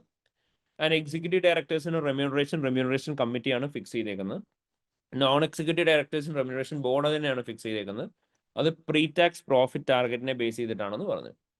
ദെൻ ബോർഡ് അവർ പറയുന്നത് ഇന്റേണൽ കൺട്രോൾ ഭയങ്കര ഇഫക്റ്റീവ് ആണ്, സോ ഓഡിറ്റ് കമ്മിറ്റി എസ്റ്റാബ്ലിഷ് ചെയ്യേണ്ട ആവശ്യമില്ല എന്നാണ് പറഞ്ഞേക്കുന്നത്. സോ പറയാം എന്തൊക്കെ ഇഷ്യൂസ് അപ്പോൾ ഇവിടെ ഉള്ളത്, എന്തൊക്കെ ഇവിടെയുള്ള issues? Communication proper Johnson corporate governance. Okay fine, രണ്ട് ഇഷ്യൂ അവിടെ തന്നെ ഉണ്ട്. ഇപ്പോൾ എന്തൊക്കെ പറയാൻ പറ്റുക? ഫ്രെഡ് ജോൺസൺ എന്ന് പറയുന്ന ആളാണ് എന്തൊക്കെ റോള് ടേക്ക് ഓവർ ചെയ്തേക്കുന്നത്? ഇപ്പോൾ ചീഫ് എക്സിക്യൂട്ടീവ് ഓഫീസിന്റെ റോളും അതേപോലെ തന്നെ ചെയർമാന്റെ റോളും ചെയ്യുന്നത്. അത് രണ്ടും സെയിം പേഴ്സൺ തന്നെ ചെയ്യാൻ പറ്റുമോ? No. ഇല്ല. Okay, so that will be the first issue. അപ്പോൾ നിങ്ങൾ അവിടെ പറയേണ്ടത് എന്താണ്? Daily companies is currently being run by the Fred Johnson who have taken up the role of both chairman and CEO of the company. However, as per corporate governance standard, when chairman and CEO is same, there can be chances of having unfettered powers.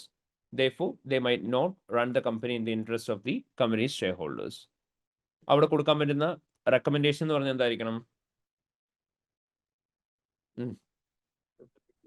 എന്തായിരിക്കണം? നമ്മളെന്താ പറയേണ്ടത്?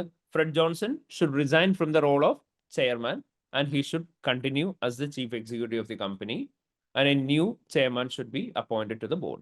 Clear ആയോ? Yes, sir. Okay, അടുത്തെന്താ നിങ്ങൾ പറഞ്ഞ case? Fred എന്ത് ചെയ്തിട്ടുണ്ടെന്ന് പറഞ്ഞു? Share ഹോൾഡേഴ്സിന് inform ചെയ്തു, AGMന്റെ സമയത്ത് മാത്രമേ കമ്മ്യൂണിക്കേറ്റ് ചെയ്യാൻ പാടുള്ളൂ, അല്ലാണ്ട് കമ്മ്യൂണിക്കേഷൻ പോസിബിൾ അല്ല എന്ന്. അങ്ങനെ റെസ്ട്രിക്ട് ചെയ്യാൻ പറ്റുമോ ഷെയർ ഹോൾഡേഴ്സിനെ? No. ഇല്ല, because shareholders are the actual owners of the company. Therefore, the company should be run in the interest of the shareholders. When there are restrictions to the shareholders in communication with the board, there can be chances that the company might not have been run in the interest of the majority shareholders. Clear അല്ലേ? Yes, sir. അതിന് കൊടുക്കാൻ വരുന്ന recommendation എന്തായിരിക്കണം? നമ്മളിപ്പോൾ already പഠിച്ചത് തന്നെ പറഞ്ഞാൽ മതി. എന്താ പറയേണ്ടത്? The whole board of directors should take up the role of ensuring satisfactory communication with the shareholders of the company. And the shareholders should be encouraged to attend the AGM and raise their concerns at any time of the year. Clear ആയോ? Yes, sir. പിന്നെ അടുത്തെന്താ issue? Non-executive director remuneration is set by the board and is based on pre-tax profit target. Okay, non executive ഡയറക്ടേഴ്സിന്റെ remuneration വെച്ചേക്കുന്നത് pre tax പ്രോഫിറ്റിന്റെ ബേസിസിലാണ്. Which means എന്ത് തരത്തിലുള്ള revenue ആണ്? അപ്പോൾ പെർഫോമൻസ് ബേസ്ഡ് ആയിട്ടുള്ള പേയ്മെന്റ് ആണ് അവർക്ക് നമ്മൾ കൊടുക്കുന്നത്. സോ പെർഫോമൻസ് ബേസ്ഡ് ആയിട്ടുള്ള പേയ്മെന്റ് എക്സിക്യൂട്ടീവ് ഡയറക്ടേഴ്സിനാണ് കൊടുക്കേണ്ടത്, നോൺ എക്സിക്യൂട്ടീവ് ഡയറക്ടേഴ്സിനാണ് കൊടുക്കേണ്ടത്? നമ്മളിപ്പോൾ പഠിച്ചോളൂ, എക്സിക്യൂട്ടീവ് ഡയറക്ടേഴ്സിനാണ് പെർഫോമൻസ് ബേസ്ഡ് പേയ്മെന്റ് കൊടുക്കേണ്ടത്. നോൺ എക്സിക്യൂട്ടീവ് ഡയറക്ടേഴ്സിനുള്ള പേയ്മെന്റ് എപ്പോഴും എന്തായിരിക്കണം? ഫിക്സ്ഡ് ആയിരിക്കണം. അല്ലാന്നുണ്ടെങ്കിൽ അവിടെ എന്തായിരിക്കും സംഭവിക്കാൻ ചാൻസ് ഉള്ളത്? പ്രീ ടാക്സ് പ്രോഫിറ്റിനെ അഫക്ട് ചെയ്യുന്ന രീതിയിലുള്ള എന്തെങ്കിലും ഡിസിഷൻസ് ഇവർ എടുത്തു കഴിഞ്ഞാൽ അതിനെ ചാലഞ്ച് ചെയ്യാൻ ഇവർക്ക് പറ്റുമോ? ഇല്ല, കാരണം ഇവരുടെ റെമ്യൂണറേഷൻ കുറഞ്ഞു പോകും. അതുകൊണ്ട് ഇവരെ ഫേവർ ചെയ്ത് സംസാരിക്കാൻ ചാൻസ് ഉണ്ട്. ഇവര് ഇൻഡിപെൻഡന്റ് ആയിരിക്കില്ല. ക്ലിയർ ആയോ? ഓക്കെ, അപ്പൊ അതിനെ നിങ്ങൾ പറയാം non executive directors remuneration are based on pre tax profit. Therefore, there can be chances that they might not be able to challenge the executive director's decision in case if any of the decision might affect the pre-tax profit. Therefore, the non-executive director will not be able to act independently and objectively. Recommendation എന്തായിരിക്കും കൊടുക്കേണ്ടി വരിക? നിങ്ങൾ പറയാ the pre-tax profit should, the remuneration for the non-executive directors should be fixed by the shareholders and it should be based on, should be approved by the shareholders and it should be based on a fixed amount and it should not be on the basis of the performance. ഇനി അടുത്ത എന്താ issue? Committee രൂപീകരിച്ചില്ല. Audit committee കമ്പനിക്ക് എന്തില്ല എന്ന് പറഞ്ഞേക്കുന്നത്? Audit committee അവർ Committee ഇല്ല. Establish ചെയ്തു. Audit കമ്മിറ്റിയുടെ ഡ്യൂട്ടി എന്ന് പറഞ്ഞാൽ എന്തായിരുന്നു? What are the duty of the audit committee mainly? Audit committee എന്താ ചെയ്യേണ്ടത്? അതായത് ഡയറക്ടേഴ്സ് ഓരോരുത്തരും അവരുടെ കമ്പനിയുടെ financial reporting related duties properly discharge ചെയ്യുന്നുണ്ടോ, അതേപോലെ തന്നെ ഇന്റേണൽ കൺട്രോൾസ് അപ്രോപ്രിയറ്റ്ലി മെയിൻറ്റെയിൻ ചെയ്യുന്നുണ്ടോ, എക്സ്റ്റേണൽ ഓഡിറ്റേഴ്സുമായിട്ടുള്ള റിലേഷൻഷിപ്പ് മെയിൻറ്റെയിൻ ചെയ്യുക എന്നൊക്കെ ഉള്ളതാണ് അല്ലേ? അല്ലെ എക്സ്റ്റേണൽ ഓഡിറ്റേഴ്സിന് ഇൻഡിപെൻഡൻസ് എൻഷുർ ചെയ്യാന്നുള്ളതൊക്കെയാണ്. So when there are no effective effective audit committee, there can be chances that ഈ പറഞ്ഞൊക്കെ ഓപ്പോസിറ്റ് സംഭവിക്കാം. എന്തായിരിക്കും പറയാൻ പറ്റുക? In case of lack of audit committee, there won't be anyone responsible to ensure that the company's integrity of the financial statements. പിന്നെ to maintain a proper relationship with the shareholders to ensure that shareholders are to maintain a proper relationship with the auditors of the company to ensure that auditors are acting independently. അപ്പോൾ അവിടെ കൊടുക്കാൻ പറ്റുന്ന safe guards എന്ന് പറഞ്ഞാൽ എന്തായിരിക്കും?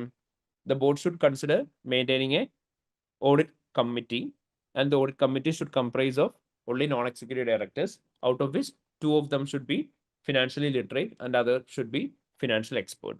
Clear ayo? Is it clear everyone? Yes, sir. Okay. അപ്പോൾ ഇത്രയാണ് നമുക്കിവിടെയുള്ള corporate governance വീക്ക്നെസ്സും അതിന് വേണ്ടിയിട്ടുള്ള റെക്കമെൻഡേഷനും. അത് നമ്മളോട് ചോദിച്ചേക്കുന്നത് 3 പോയിന്റ്സ് ആയിരുന്നു. അപ്പോൾ നമുക്ക് ഇതിൻ്റെ അകത്ത് ഏതെങ്കിലും 3 പോയിന്റ്സ് പിക്ക് ചെയ്തിട്ട് എഴുതിയാൽ മതി. ഓക്കെ. അപ്പോൾ ഞാൻ പറഞ്ഞ പോലെ തന്നെ ഇത് ചോദിക്കും എന്നുള്ള കാര്യം ഉറപ്പില്ല. ചോദിച്ചിട്ടുണ്ട് ഈ പാറ്റേണിൽ തന്നെ ചോദിക്കാം. ആകെ കുറച്ച് പോയിന്റ്സ് മാത്രമേ ഉള്ളൂ നമുക്ക് പഠിക്കാനായിട്ടുള്ളത്. അത് പ്രോപ്പർലി മീനിങ് മനസ്സിലാക്കി വെച്ചാൽ മതി. കാരണം എന്താണുള്ള പോയിന്റ്സ് നിങ്ങൾക്ക് ക്വസ്റ്റ്യൻ തരും. ഓക്കെ. അപ്പോൾ ഇങ്ങനെയായിരിക്കും നമുക്ക് കോർപ്പറേറ്റ് ഗവർണൻസിനെ ബേസ് ചെയ്തുള്ള ക്വസ്റ്റ്യൻസ് കിട്ടുന്നുണ്ടാവുക. നമുക്ക് ഡിഫൈൻ എക്സ്പ്ലെയിൻ അങ്ങനെയൊക്കെ നോക്കണം കൃത്യമായിട്ട്. നമ്മൾ ജസ്റ്റ് ഐഡന്റിഫൈ ചെയ്യുക എന്താണ് ഇഷ്യൂ എന്നുള്ളത്, അത് എന്തുകൊണ്ടാണ് ഇഷ്യൂ ആവുന്നത് എന്നുള്ളത് എക്സ്പ്ലെയിൻ ചെയ്യുക. ഓക്കെ. റെക്കമെൻഡേഷന്റെ ഭാഗത്ത് ടു എൻഷുർ കൊടുക്കണം. ഇല്ലില്ല, അത് റെക്കമെൻഡേഷൻ ഒരിക്കലും ടു എൻഷുർ എന്നുള്ളത് നമ്മൾ പറയാറില്ല. അത് ഇന്റേണൽ കൺട്രോളിലാണെങ്കിലും നമ്മൾ പറയാറില്ലല്ലോ. ടു എൻഷുർ എന്നുള്ള ഇവിടെ മാത്രമേ പറയാം. നമ്മൾ ടെസ്റ്റ് ഓഫ് കൺട്രോൾ ചെയ്യുമ്പോഴല്ലേ പറയാം. അപ്പോൾ നമ്മൾ എന്താണോ കണ്ടുപിടിച്ച ഡെഫിഷ്യൻസി അതെങ്ങനെ ഓവർകം ചെയ്യണം എന്നുള്ളത് മാത്രം പറഞ്ഞാൽ മതി. അതാണ് റെക്കമെൻഡേഷൻ ആയിട്ട് കൊടുക്കുക കേട്ടോ. Okay. Alright.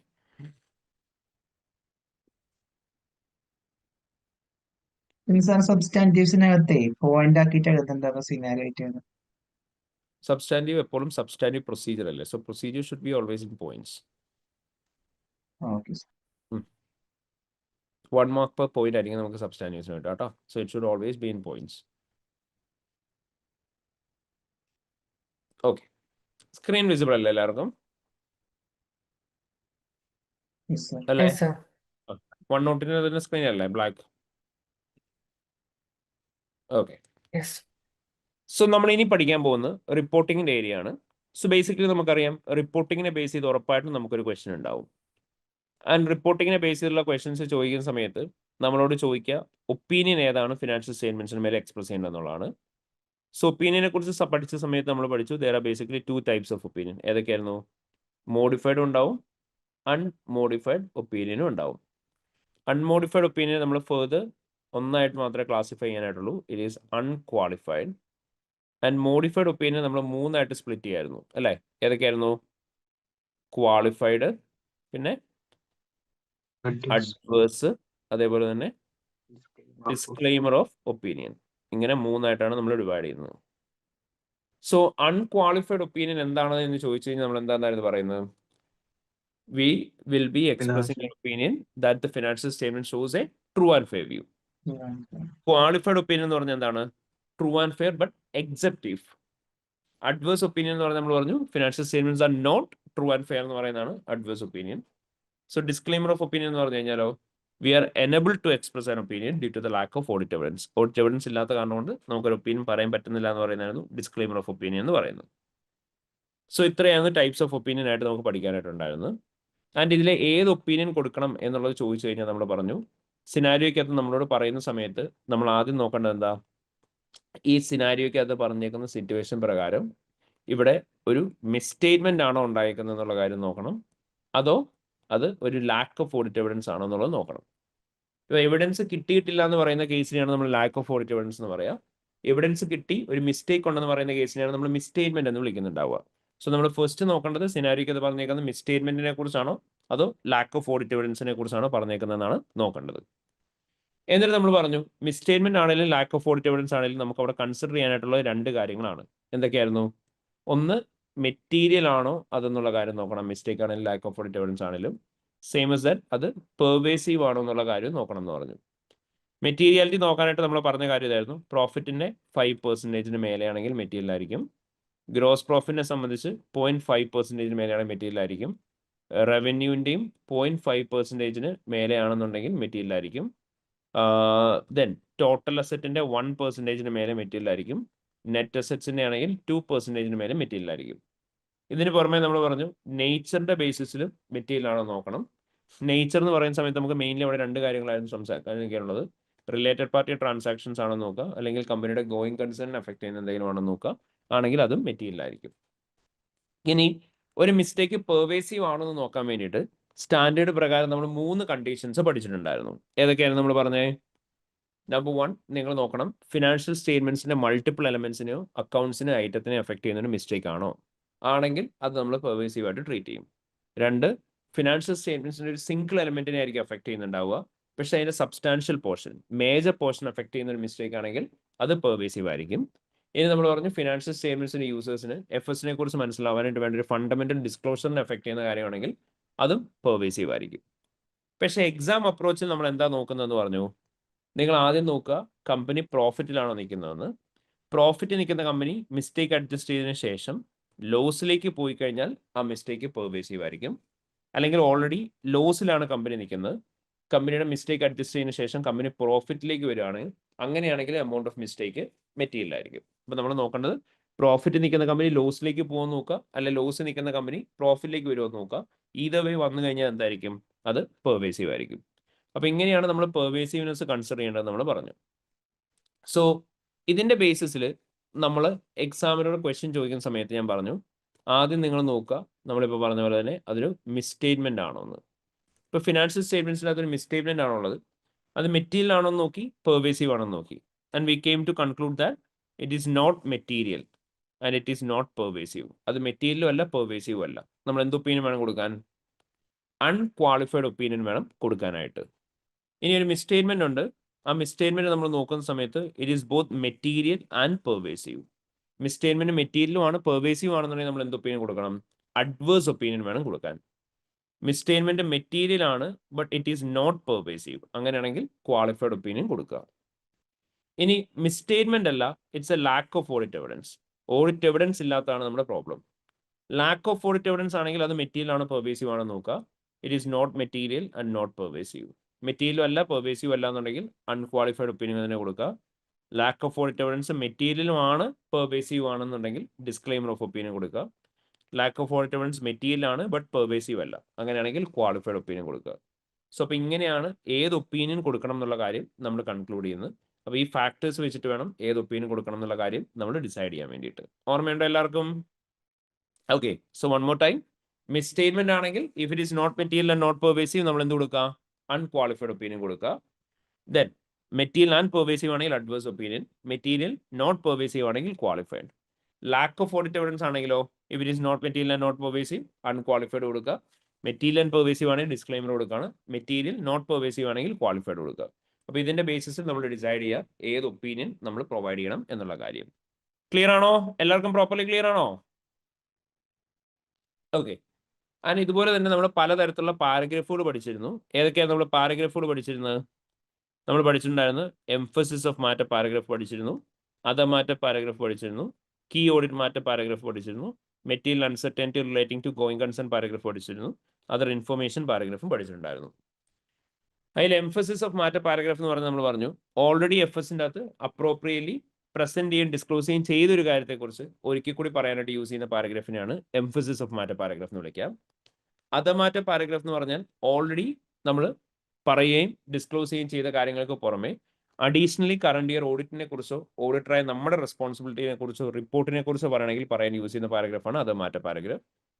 Key audit matter paragraph എന്ന് പറഞ്ഞാൽ നമ്മൾ ദോസ്റ്റാജിത് ഗവർണൻസിനോട് കമ്മ്യൂണിക്കേറ്റ് ചെയ്ത കാര്യങ്ങൾക്കകത്തു നിന്നും എന്തൊക്കെയാണോ നമുക്ക് യൂസേഴ്സിനോട് പറയണമെന്ന് തോന്നുന്നു അത് യൂസേഴ്സിനോട് കമ്മ്യൂണിക്കേറ്റ് ചെയ്യാൻ വേണ്ടിയിട്ട് നമ്മൾ യൂസ് ചെയ്യുന്ന പാരഗ്രാഫിനെയാണ് കീ ഓഡിറ്റ് മാറ്റർ പാരഗ്രാഫ് എന്ന് പറയുന്നത്, which is normally use for listed companies.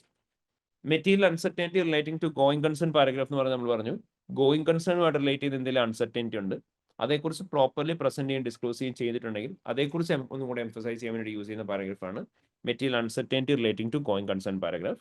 And other information paragraph എന്ന് പറഞ്ഞു കഴിഞ്ഞാൽ ആനുവൽ റിപ്പോർട്ടിനകത്തുള്ള ഫിനാൻഷ്യൽ ആൻഡ് നോൺ ഫിനാൻഷ്യൽ ഇൻഫർമേഷനാണ് അതർ ഇൻഫർമേഷൻ എന്ന് വിളിക്കുക. അതേക്കുറിച്ച് എന്തെങ്കിലും പറയാനുണ്ടെങ്കിൽ നമ്മൾ പറയാനായിട്ട് യൂസ് ചെയ്യുന്ന പാരഗ്രാഫാണ് അതർ ഇൻഫർമേഷൻ പാരഗ്രാഫ് എന്ന് വിളിക്കുക. ഇനി നമ്മൾ പറഞ്ഞിരുന്നു ഇവിടെ നമുക്ക് അഡീഷണലി ഗോയിങ് കൺസേൺ റിപ്പോർട്ടിങ്ങിനെ കുറിച്ച് പഠിക്കാനായിട്ടുണ്ടായിരുന്നു. So basically when it comes to going concern reporting, അവിടെ ഗോയിങ് കൺസേൺ റിപ്പോർട്ടിങ്ങിൻ്റെ അകത്തേക്ക് വന്നു കഴിയുമ്പോഴത്തേനും നമുക്ക് മെയിൻലി ഉള്ളത് എന്തൊക്കെയാണെന്നായിരുന്നു നമ്മൾ പറഞ്ഞത്. നമ്മൾ ആദ്യം നോക്കേണ്ടത് ഗോയിങ് കൺസേണിനെ ബേസ് ചെയ്ത് കൊടുത്തേക്കുന്ന ഒരു അപ്രോപ്രിയേറ്റ് ഡിസ്ക്ലോഷർ ആണോ, ഗോയിങ് കൺസേണിനെ ബേസ് ചെയ്ത് കൊടുത്തേക്കുന്ന അസംഷൻസ് ഒക്കെ അപ്രോപ്രിയേറ്റ് ആണെങ്കിൽ നമ്മൾ എപ്പോഴും അൺമോഡിഫൈഡ് ഒപ്പീനിയൻ തന്നെയായിരിക്കും കൊടുക്കുക. ഇനി ഗോയിങ് കൺസേൺ അസംഷൻ ഇൻഅപ്രോപ്രിയേറ്റ് ആണെന്നുണ്ടെങ്കിലോ നമ്മൾ പറഞ്ഞു അഡ്വേഴ്സ് ഒപ്പീനിയൻ കൊടുക്കണം. ഗോയിങ് കൺസേൺ അസംഷൻ അപ്രോപ്രിയേറ്റ് ആണ്, ഒരു അൺസർട്ടനിറ്റി ഉണ്ട്, അത് ആഡിക്വലി ഡിസ്ക്ലോസ് ചെയ്തിട്ടുണ്ട്, അവിടെ നമ്മൾ പറഞ്ഞു അൺമോഡിഫൈഡ് ഒപ്പീനിയൻ തന്നെ കൊടുത്താൽ മതി. പക്ഷെ അതിന്റെ കൂട്ടത്തിൽ material uncertainty relating to going concern പാരഗ്രാഫും കൂടി നമ്മൾ ഇൻക്ലൂഡ് ചെയ്യണം. ഇനി ഗോയിങ് കൺസേൺ അസംഷൻ അപ്രോപ്രിയേറ്റ് ആണ്, ഒരു അൺസർട്ടനിറ്റി ഉണ്ട്, അത് ആഡിക്വലി ഡിസ്ക്ലോസ് ചെയ്തിട്ടില്ല. അൺസർട്ടനിറ്റി മാത്രമാണ് ഡിസ്ക്ലോസ് ചെയ്യാത്തതെന്നുണ്ടെങ്കിൽ നമ്മൾ പറഞ്ഞു ക്വാളിഫൈഡ് ഒപ്പീനിയൻ കൊടുക്കുക. ഗോയിങ് കൺസേണിനെ കുറിച്ചും ഡിസ്ക്ലോസ് ചെയ്തിട്ടില്ലെങ്കിൽ അഡ്വേഴ്സ് ഒപ്പീനിയൻ തന്നെ കൊടുക്കണം. ഇനി management unwilling to extend assessment ആണ്. Management unwilling to extend assessment ആണെങ്കിൽ ക്വാളിഫൈഡ് കൊടുക്കുക. മാനേജ്മെന്റ് അസസ്മെന്റേ നടത്തിയിട്ടില്ലെങ്കിലോ ഡിസ്ക്ലെയിമർ ഓഫ് ഒപ്പീനിയൻ കൊടുക്കുക. ഇങ്ങനെ ഇതിന്റെ ബേസിസിലായിരുന്നു നമ്മൾ ഏത് ഒപ്പീനിയൻ കൊടുക്കണം എന്നുള്ള കാര്യം തീരുമാനിച്ചിട്ടുണ്ടായിരുന്നു. അതിന് നമ്മൾ പറഞ്ഞു ഓഡിറ്റ് പ്രൊസീജിയേഴ്സ് നമ്മൾ പെർഫോം ചെയ്യുന്ന സമയത്ത് നമ്മൾ എപ്പോഴും ക്യാഷ് ഫ്ലോയുടെ മേലെയായിരിക്കണം ഫോക്കസ് ചെയ്യുന്നത്. നമ്മൾ ഒരിക്കലും കമ്പനിയുടെ പ്രോഫിറ്റിന്റെ മേലെയോ റവന്യൂവിന്റെ മേലെയോ ആയിരിക്കരുത്. സോ ഇതായിരുന്നു ഗോയിങ് കൺസേണിനെ കുറിച്ച് നമ്മൾ പറഞ്ഞ റിപ്പോർട്ടിംഗ്. ഗോയിങ് കൺസേൺ റിപ്പോർട്ടിംഗ് ഭയങ്കര ഇമ്പോർട്ടൻ്റ് ആണ്. നമ്മൾ കുറേ ഏരിയാസ് നമ്മൾ കവർ ചെയ്തായിരുന്നു. ആൻഡ് അതുകൊണ്ട് തന്നെ എല്ലാവരും ഇത് പ്രോപ്പർലി ഒന്ന് നോക്കണം കേട്ടോ, ഗോയിങ് കൺസേൺ റിപ്പോർട്ടിങ്ങിന്റെ കാര്യം. ആൻഡ് ഗോയിങ് കൺസേൺ റിപ്പോർട്ടിങ്ങിന്റെ ക്വസ്റ്റ്യൻ നമ്മൾ ജാസ്മിൻ എന്ന് പറയുന്ന ക്വസ്റ്റ്യനും ചെയ്തതായിരുന്നു ഓൾറെഡി. ആൻഡ് ആക്ച്വലി ആ ഒരു ക്വസ്റ്റ്യനേ ഉള്ളൂ. ആ ജാസ്മിൻ എന്ന് പറയുന്ന ക്വസ്റ്റ്യൻ ഒന്നും കൂടി പ്രാക്ടീസ് ചെയ്ത് നോക്കണേ. Going concern is very important. Going കൺസേണിന്റെ നമ്മളൊരു ഹോൾ സെഷൻ എടുത്തതാണ്. സോ ആർക്കെങ്കിലും ഇത് ഡീറ്റെയിൽഡ് ആയിട്ടുള്ള പോർഷൻ ആയത് കുറേ നമ്മൾ ഡിസ്കസ് ചെയ്താലേ ഇത് മനസ്സിലാവുള്ളൂ. ആർക്കെങ്കിലും ഡൗട്ട് ഉണ്ടെങ്കിൽ റെക്കോർഡിംഗ് നോക്കണം കേട്ടോ. ഓക്കെ, സോ അപ്പോൾ ഇത്രയായിരുന്നു നമ്മൾ ആ റിപ്പോർട്ടിങ്ങിന്റെ ഏരിയ എന്ന് തിയറിറ്റിക്കൽ ഏരിയ ആയിട്ട് പഠിച്ചിട്ടുണ്ടായിരുന്നു. സോ അപ്പോൾ നമുക്കിനി എന്ത് ചെയ്യാം, റിപ്പോർട്ടിങ്ങിനെ ബേസ് ചെയ്തിട്ടുള്ള ഒരു ക്വസ്റ്റ്യൻ ചെയ്യാം. So will do one thing, there's a question called Pacific. സോ പസഫിക് എന്ന് പറയുന്ന ക്വസ്റ്റ്യൻ്റെ അകത്തെ നമുക്ക് റിപ്പോർട്ടിംഗ് നോക്കാം ഇപ്പോൾ. ഓക്കെ,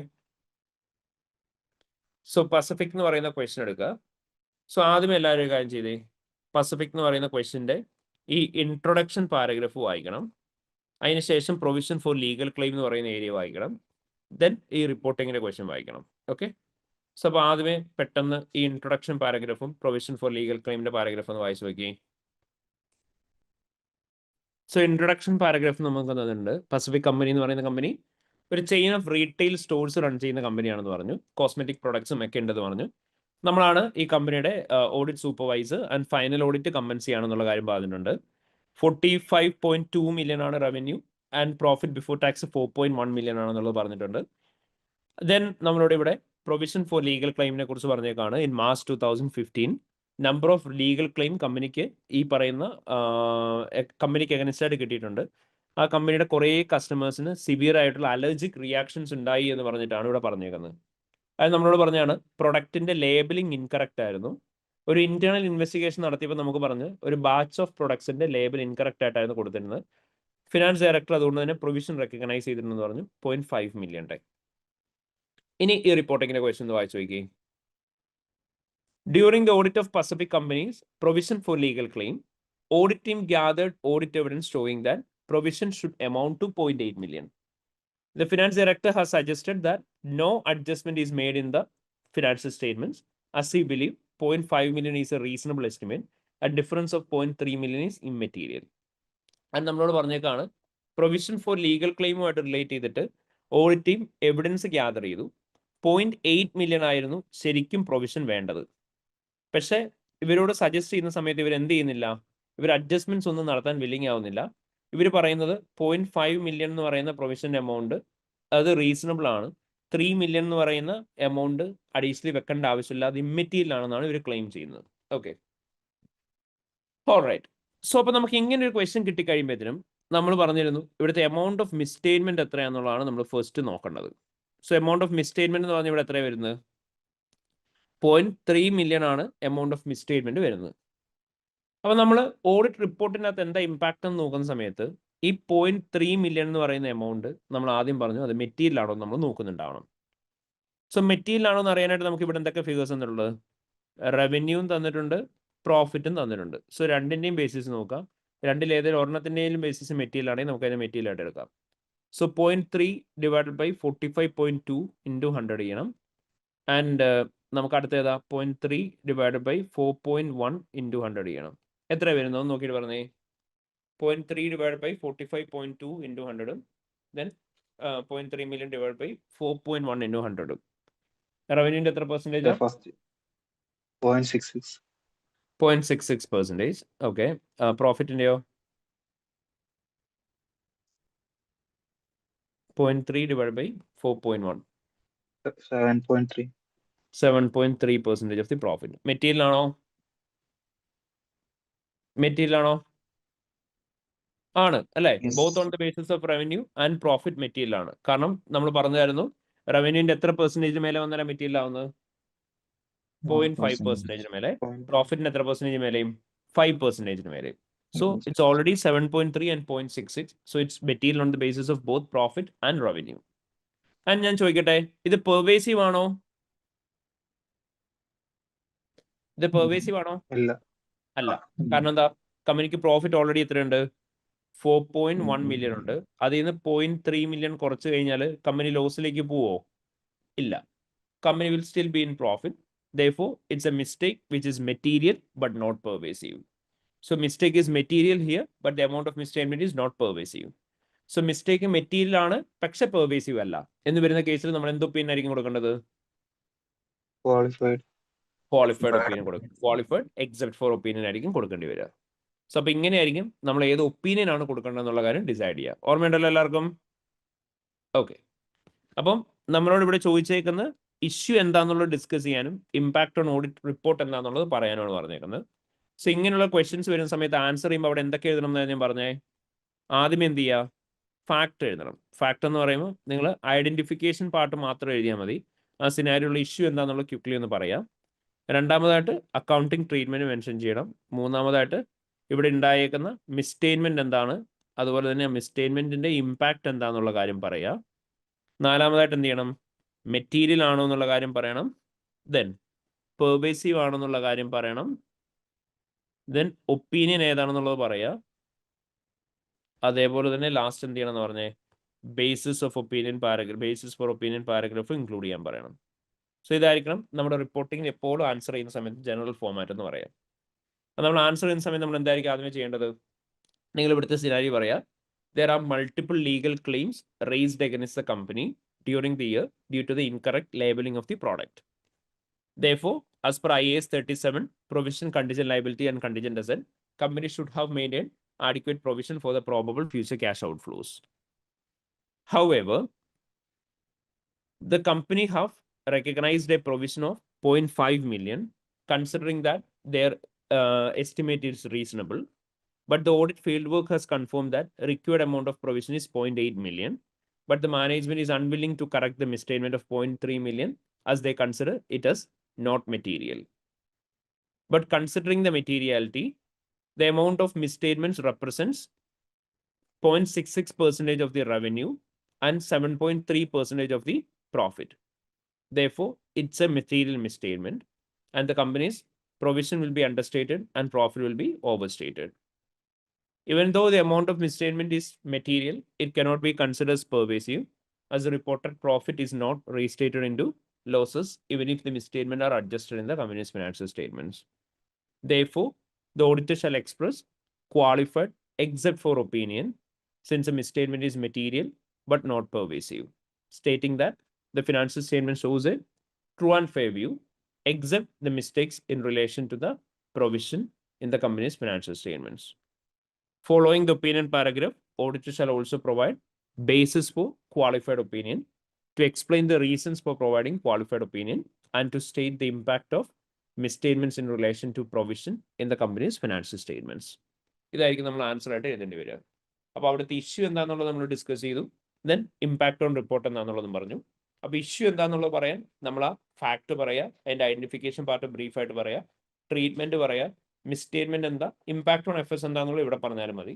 അതിനുശേഷം എമൗണ്ട് ഓഫ് മിസ്റ്റേക്ക് മെറ്റീരിയൽ ആണെന്ന് പറയാം, റിപ്പോർട്ടിംഗ് ഇമ്പാക്ട് പറയാം, പെർവേസീവ് ആണെന്ന് പറയാം, ഒപ്പീനിയൻ പറയാം, ബേസിസ് ഫോർ ഒപ്പീനിയൻ പറയാം. ഇങ്ങനെയായിരിക്കും നമ്മൾ റിപ്പോർട്ടിങ്ങിന് ജനറൽ ആയിട്ടുള്ള ക്വസ്റ്റ്യൻസ് ഫോർമാറ്റിങ്ങിന് ചെയ്യുക. നമ്മൾ ക്ലാസ്സിൽ പ്രാക്ടീസ് ചെയ്ത സമയം നമ്മൾ ഫസ്റ്റ് ഡാഷിംഗ് എന്ന് പറയുന്ന ക്വസ്റ്റ്യൻ വെച്ചിട്ടായിരുന്നു പ്രാക്ടീസ് ചെയ്ത്. അപ്പോൾ എന്തെങ്കിലും ഡൗട്ട് ഉണ്ടെന്നുണ്ടെങ്കിൽ ആ ക്വസ്റ്റ്യൻ കൂടെ അഡീഷണൽ നോക്കുക. ഓർമ്മയുണ്ടോ എല്ലാവർക്കും? Is it clear everyone? Yes, sir. Okay. All right. ഇനി നമുക്ക് ഇമ്പോർട്ടൻ്റ്ലി ഉള്ളത് ഞാൻ നിങ്ങളോട് പറഞ്ഞ പോലെ തന്നെ ജാസ്മിൻ എന്ന് പറയുന്ന ക്വസ്റ്റ്യൻ നമ്മൾ ഓൾറെഡി പ്രാക്ടീസ് ചെയ്ത് കൂടെ നോക്കണേ. ഒന്ന് ഗോയിങ് കൺസെന്റ് റിപ്പോർട്ടിങ്ങിനെ മനസ്സിലാവാൻ വേണ്ടിയിട്ട് പെർഫെക്റ്റ് കമ്പനി നോക്കാം. ഇനി നമുക്ക് അഡീഷണൽ ഉള്ള ഏരിയ ആണ് ക്വാളിറ്റി മാനേജ്മെന്റ് എന്ന് പറയുന്ന ഏരിയ. ക്വാളിറ്റി മാനേജ്മെന്റ് എന്ന് പറയുന്ന ഏരിയ എക്സാമിനർ തന്നെ പറയുന്ന ഒരു കാര്യമാണ്. ഫ്രീക്വന്റ്ലി ടെസ്റ്റ് ചെയ്യുന്ന ഒരു ടോപ്പിക് അല്ല. ഇത് വളരെ റെയറസ്റ്റ് ഓഫ് ദി റെയർ ആയിട്ട് ചോദിക്കുന്ന ഒരു ഏരിയ ആണ്. ബട്ട് ചോദിക്കുന്നുണ്ടെങ്കിൽ നമുക്ക് വളരെ കോമൺ സെൻസ് യൂസ് ചെയ്ത് മാത്രം എഴുതാൻ പറ്റുന്ന ഒരു ഏരിയ ആണ്. നിങ്ങളോട് ഇങ്ങനെയായിരിക്കും ക്വസ്റ്റ്യൻ ചോദിക്കുക, 3 ക്വാളിറ്റി മാനേജ്മെന്റ് ഡെഫിഷ്യൻസീസ് എന്തൊക്കെയാണെന്നുള്ളത് ചോദിക്കും. ആൻഡ് ഇതിന് വേണ്ടിയിട്ട് കൊടുക്കാൻ പറ്റുന്ന റെക്കമെൻഡേഷൻസ് എന്തൊക്കെയാണെന്നുള്ളതും ചോദിക്കും. അപ്പോൾ നമ്മളോട് പറയാണ്, നമ്മൾ ഇങ്ങനത്തെ ക്വസ്റ്റ്യൻസ് അറ്റംപ്റ്റ് ചെയ്യുന്ന സമയത്ത് വളരെ ഇമ്പോർട്ടൻ്റ് ആയിട്ട് കാൻഡിഡേറ്റ്സ് ഫ്യൂ ടൈം ഇതിൽ ഇൻവെസ്റ്റ് ചെയ്ത് തന്നെ പ്രോപ്പർലി ആലോചിച്ച് നോക്കണം. അപ്പോഴായിരിക്കും നമുക്ക് ഇങ്ങനെയുള്ള ക്വസ്റ്റ്യൻസിന് ആൻസേഴ്സ് കിട്ടുക.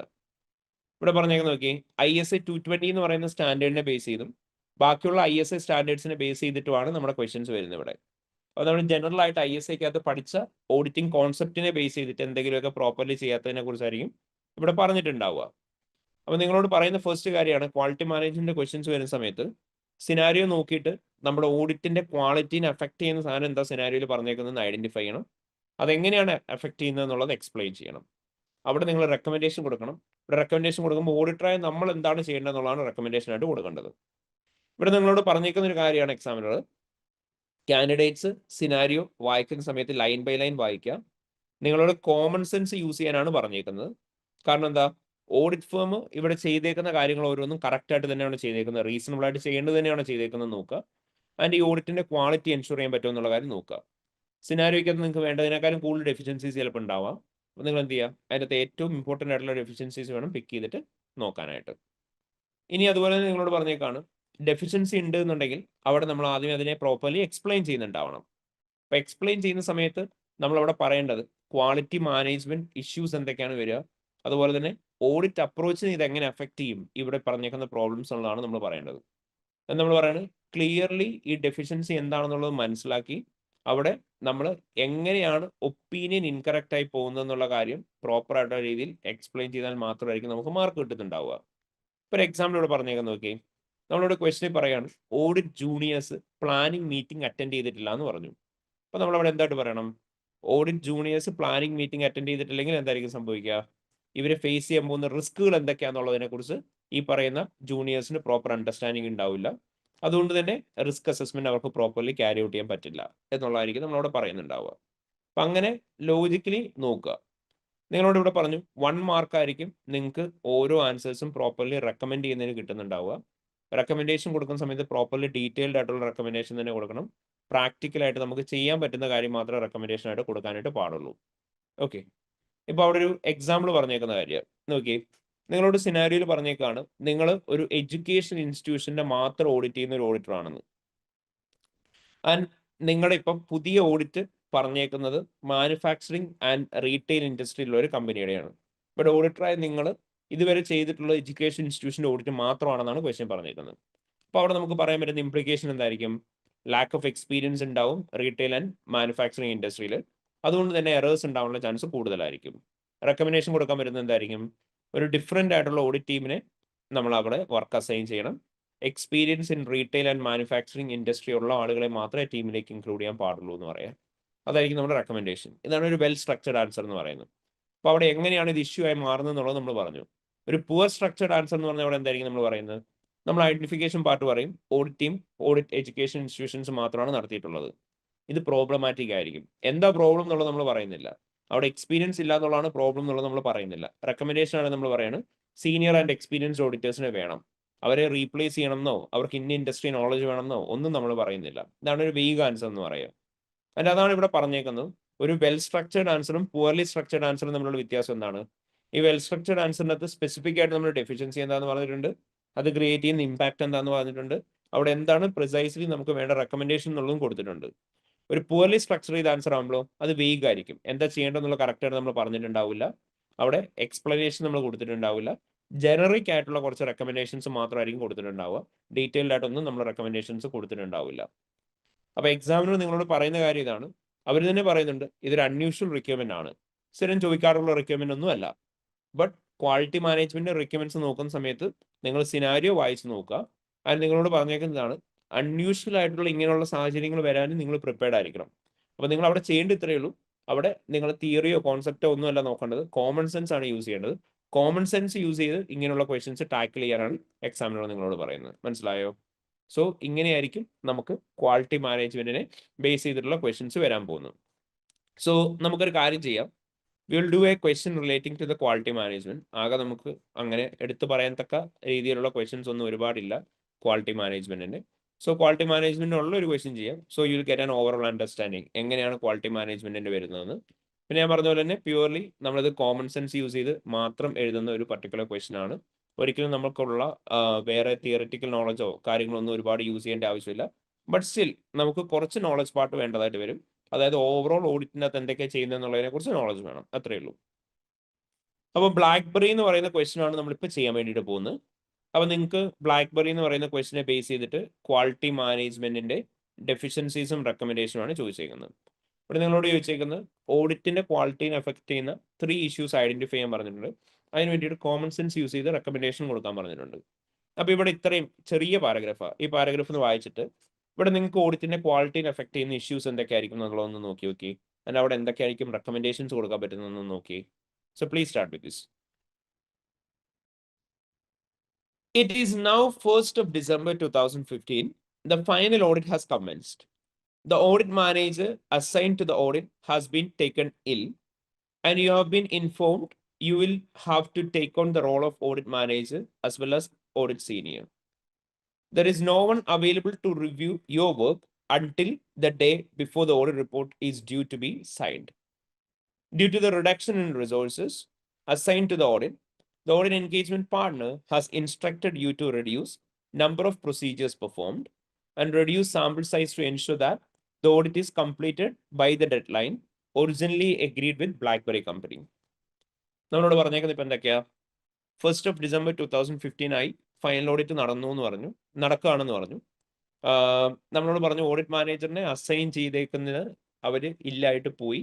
അത് കാരണം കൊണ്ട് നമ്മളോട് ഓഡിറ്റ് മാനേജറിന്റെയും സീനിയറിന്റെയും കൂടെ റോള് ടേക്കപ്പ് ചെയ്യാൻ വേണ്ടിയിട്ട് പറഞ്ഞിട്ടുണ്ട്.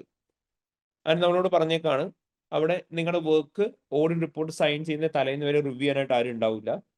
ആൻഡ് റിസോഴ്സസ് കുറവായതുകൊണ്ട് തന്നെ ഓഡിറ്റ് എൻഗേജ്മെന്റ് പാർട്ണർ ഇൻസ്ട്രക്ട് ചെയ്യാൻ പറഞ്ഞു നമ്പർ ഓഫ് പ്രൊസീജിയേഴ്സ് പെർഫോം ചെയ്യുന്ന കുറയ്ക്കാൻ വേണ്ടിയിട്ട്. അതുപോലെ തന്നെ സാമ്പിൾ സൈസ് കുറയ്ക്കുക, എന്നിട്ട് ഒറിജിനലി എഗ്രി ചെയ്തേക്കുന്ന ഡെഡ് ലൈനിൽ തന്നെ വർക്ക് കംപ്ലീറ്റ് ചെയ്യാൻ വേണ്ടിയിട്ട് പറഞ്ഞു. നമുക്കിവിടെ ക്വാളിറ്റിനെ അഫക്ട് ചെയ്യുന്ന എന്തൊക്കെ ഇഷ്യൂസാണ് പറയാൻ പറ്റുന്നത്? എന്തൊക്കെ ഇഷ്യൂസ് ആയിരിക്കും പറയാൻ പറ്റുക?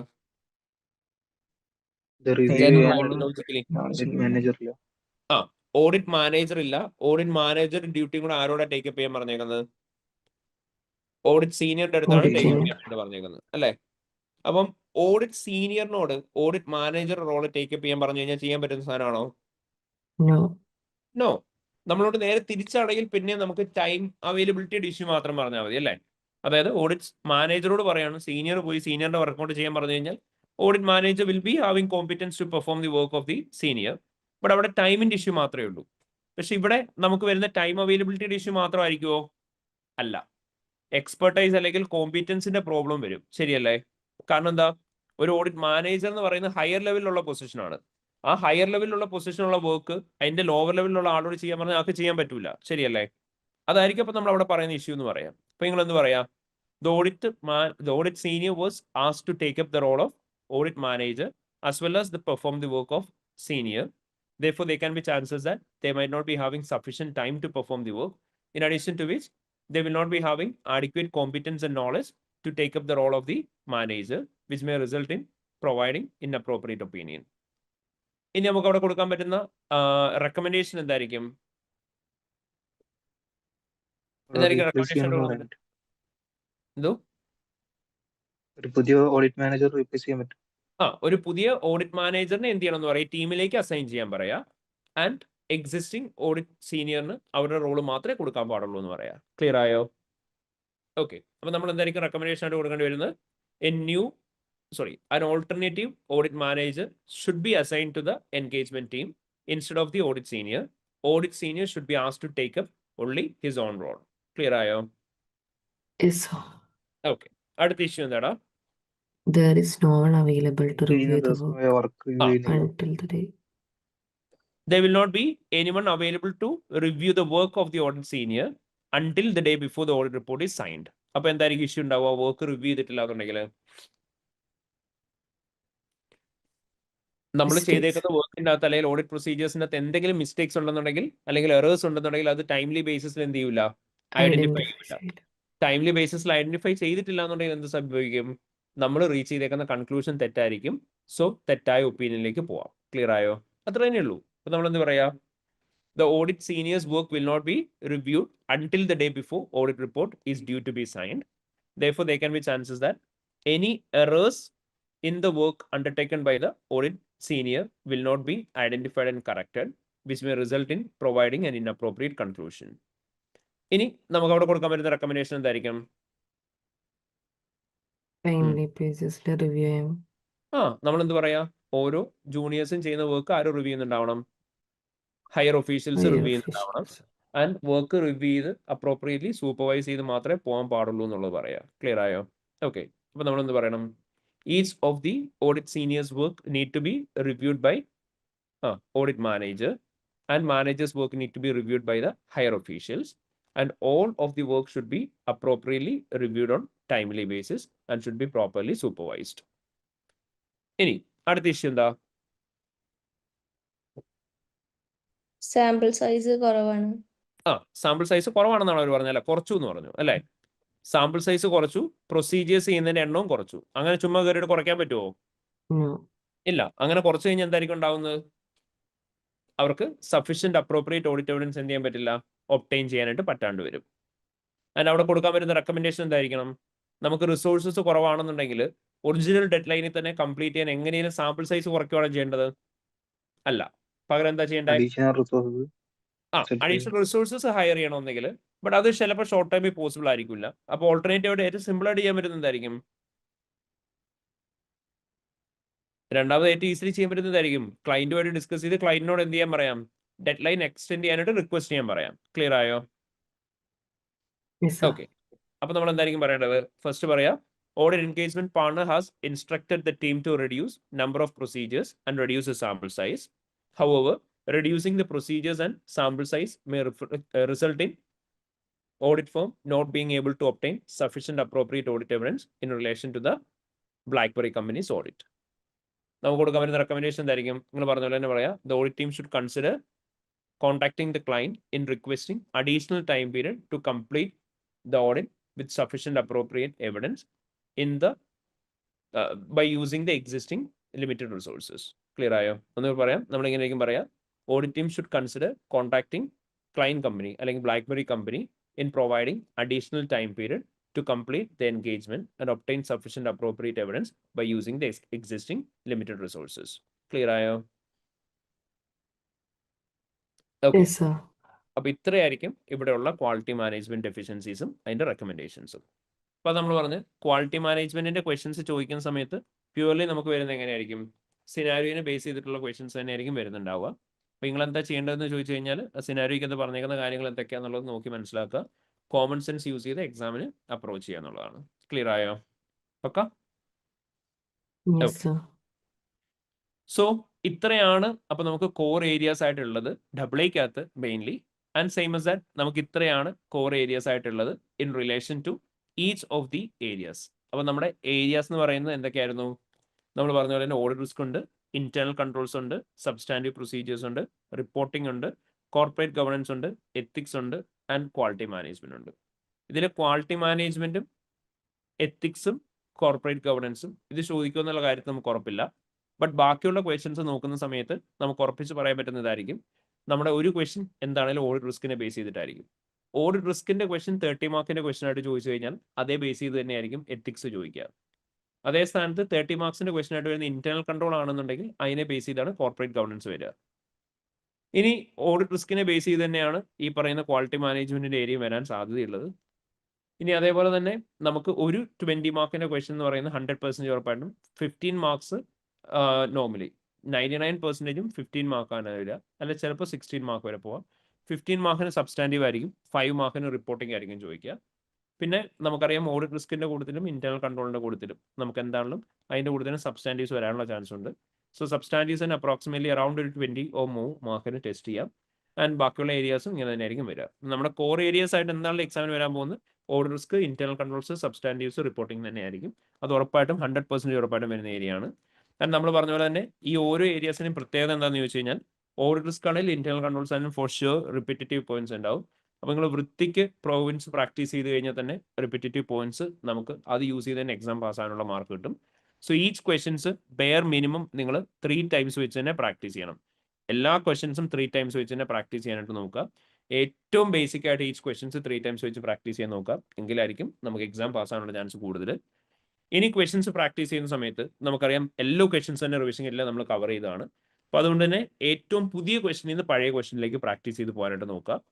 ആൻഡ് നിങ്ങൾ AA എന്ന് പറയുന്ന പേപ്പർ പ്രാക്ടീസ് ചെയ്യുമ്പോൾ മാത്രം മെയിൻലി ശ്രദ്ധിക്കേണ്ട ഒരു കാര്യമാണ്, ഒരിക്കലും ഇന്റേണൽ കൺട്രോളിന്റെ ടോപ്പിക്ക് പഠിച്ചു തീർത്തിട്ട് ഓഡിറ്റ് റിസ്കിലേക്ക് പോകാൻ നിൽക്കരുത്.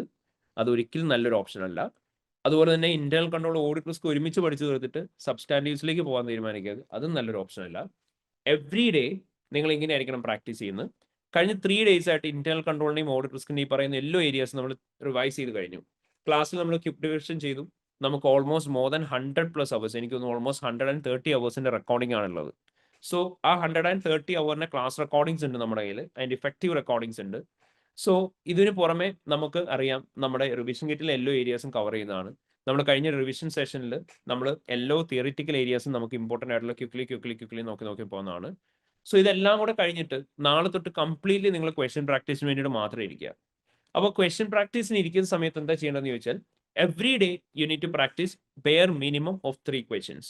1 question from the area of internal control, 1 question from the area of audit risk, and 1 question from the area of substantive. കാരണം സബ്സ്റ്റാൻറ്റീവിന്റെ ക്വസ്റ്റിനകത്ത് സബ്സ്റ്റാൻറ്റീവും റിപ്പോർട്ടിങ്ങും ഒരുമിച്ച് കവർ ആയിക്കോളും. അപ്പോൾ ഈ 3 ഏരിയാസിൽ നിന്നും എല്ലാ ദിവസവും ക്വസ്റ്റ്യൻ പ്രാക്ടീസ് ചെയ്യണം.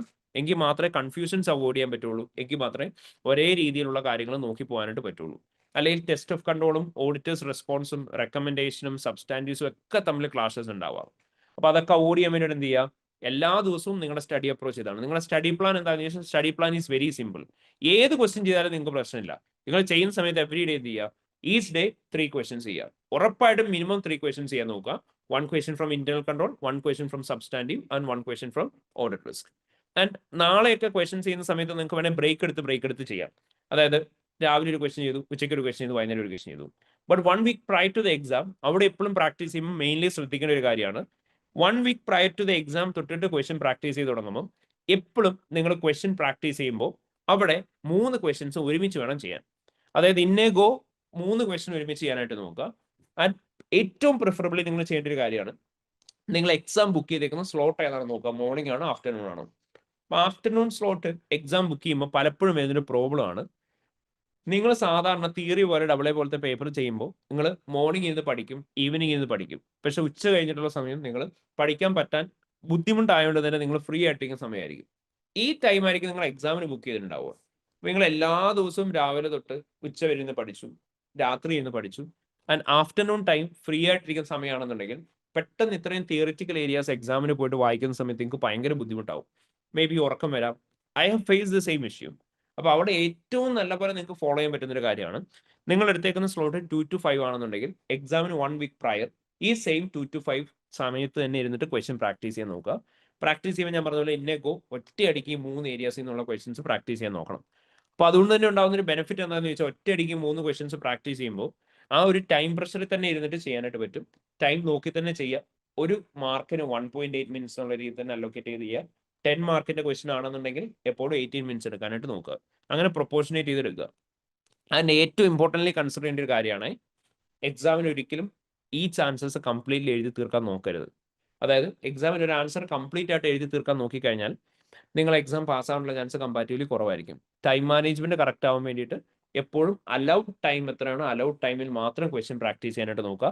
എക്സ്ട്രാ ടൈം ക്വസ്റ്റ്യൻ പ്രാക്ടീസ് ചെയ്യാനായിട്ട് അതിന് മേലെ നിൽക്കരുത്. ഓരോ ക്വസ്റ്റ്യനും ഫുള്ളി തീർക്കുന്നതിനേക്കാളും പാസ്സാവാൻ ചാൻസ് എപ്പോഴും കൂടുതൽ എല്ലാ ക്വസ്റ്റ്യൻസും അറ്റൻഡ് ചെയ്യുമ്പോഴായിരിക്കും. അപ്പോൾ ടൈം മാനേജ്മെന്റ് ശരിയായില്ല എന്നുള്ള ബേസിസിൽ ഒരിക്കലും നിങ്ങൾ ഒരു പർട്ടിക്കുലർ ക്വസ്റ്റിന് മേലെ മാത്രം സ്റ്റിക്ക് ഓൺ ചെയ്യുന്ന എല്ലാ ക്വസ്റ്റ്യൻസും കംപ്ലീറ്റ് ചെയ്യാൻ പറ്റാത്ത സാഹചര്യം ഉണ്ടാവരുത്. അത് വളരെ മോശം സാഹചര്യമാണ്. പാസ്സാവാനുള്ള ചാൻസ് വളരെ കുറവായിരിക്കും. അപ്പോൾ അങ്ങനത്തെ സിറ്റുവേഷൻ ഉണ്ടാവരുത്. അപ്പോൾ എപ്പോഴും എല്ലാ ക്വസ്റ്റിനും ഈക്വൽ ഇമ്പോർട്ടൻസ് കൊടുക്കുക. എല്ലാം ഒരുമിച്ച് പ്രാക്ടീസ് ചെയ്യാനായിട്ട് നോക്കുക. ആൻഡ് എന്നോട് പലപ്പോഴും ഓർഡർ ചോദിക്കാറുണ്ട്, ഏത് ഓർഡർ ചെയ്യണം എന്ന്. ഞാൻ എപ്പോഴും പറയാറുള്ള ഓർഡർ ഇതാണ്: ആദ്യം MCQ ക്വസ്റ്റ്യൻ ചെയ്യുക, ദെൻ സബ്സ്റ്റാൻറ്റീവ് ആൻഡ് റിപ്പോർട്ടിങ്ങിൻ്റെ ക്വസ്റ്റ്യൻ ചെയ്യുക. അതിന് ശേഷം, കാരണം ഈ MCQസും സബ്സ്റ്റാൻറ്റീവ് ആൻഡ് റിപ്പോർട്ടിങ്ങും ചെയ്യാനായിട്ട് അറിയാവുന്ന ആളുകൾക്കാണെന്നുണ്ടെങ്കിൽ അത് പെട്ടെന്ന് തീർക്കാൻ പറ്റും. അത് കഴിഞ്ഞ് കഴിഞ്ഞാൽ ഓഡിറ്റ് റിസ്ക്കും ഇന്റേണൽ കൺട്രോൾ ചെയ്യാം. ഓഡിറ്റ് റിസ്ക് ചെയ്യണം, ഇന്റേണൽ കൺട്രോൾ ചെയ്യണമെന്ന് ചോദിച്ചു കഴിഞ്ഞാൽ ക്വിക്ലി സിനാരിയോ ഒന്ന് പെട്ടെന്ന് ക്രോസ് റെഫർ ചെയ്ത് പോവുക. പെട്ടെന്ന് സിനാരിയോ നോക്കുമ്പോൾ തന്നെ നിങ്ങൾക്ക് ഫെമിലിയർ ആയിട്ടുള്ള റിപ്പീറ്റേറ്റീവ് പോയിന്റ്സ് ഉണ്ടോ എന്ന് നോക്കുക. ഉണ്ട് എന്ന് തോന്നുന്ന സിനാരിയോ ഏതാണ്, ഓഡിറ്റ് റിസ്കിൻ്റെയാണോ ഇന്റേണൽ കൺട്രോളിൻ്റെ ആണോ, അത് ആദ്യം എഴുതുക. അവിടെ അലൗഡ് ടൈം മാത്രം നിന്ന് എഴുതിയിട്ട് പെട്ടെന്ന് അടുത്ത ക്വസ്റ്റ്യനിലേക്ക് സ്വിച്ച് ഓൺ ചെയ്യുക. അപ്പോൾ ഈ കാര്യങ്ങളാണ് നമ്മൾ ശ്രദ്ധിക്കേണ്ടത്. അപ്പോൾ ഇത്രയും കാര്യങ്ങളാണ് നമുക്കിവിടെ ഉള്ളത് ഡിസ്കസ് ചെയ്യാൻ. അപ്പോൾ എല്ലാവരും ഏറ്റവും നല്ല രീതിയിൽ തന്നെ പഠിക്കുക. ഇനി അഡീഷണലി അപ്കമിങ് ഡേയ്സിൽ നമ്മൾ റെഗുലർ ബാച്ച് നമ്മൾ മോക്ക് എക്സാംസിലേക്കായിരിക്കും പോകുന്നുണ്ടാവുക. ഡൗട്ട് ക്ലാരിഫിക്കേഷൻ സെഷൻസ് ഉണ്ടാവും ആസ് യൂഷ്വൽ. അപ്പോൾ എല്ലാവരും ഏറ്റവും നല്ല രീതിയിൽ പഠിക്കുക, ഏറ്റവും നല്ല രീതിയിൽ പ്രിപ്പയർ ചെയ്യുക. I am very happy to be part of your journey. Especially ഈ ഒരു 4 ഡേയ്സിൽ ഇത്രയും പെട്ടെന്ന് നമുക്ക് എല്ലാ ടോപ്പിക്സും കവർ ചെയ്യാൻ പറ്റി. ആൻഡ് നിങ്ങളും എല്ലാ ഏരിയാസും ഇന്ന് തന്നെ കവർ ചെയ്ത് തീർക്കുക. നാളെ തൊട്ട് കംപ്ലീറ്റ്ലി ക്വസ്റ്റ്യൻ പ്രാക്ടീസിൽ മാത്രം ഫോക്കസ് ചെയ്യുക. എല്ലാവരും ഏറ്റവും നല്ലവരെ പഠിക്കുക. All the very best, everyone. So thank you so much, everyone. Thank you.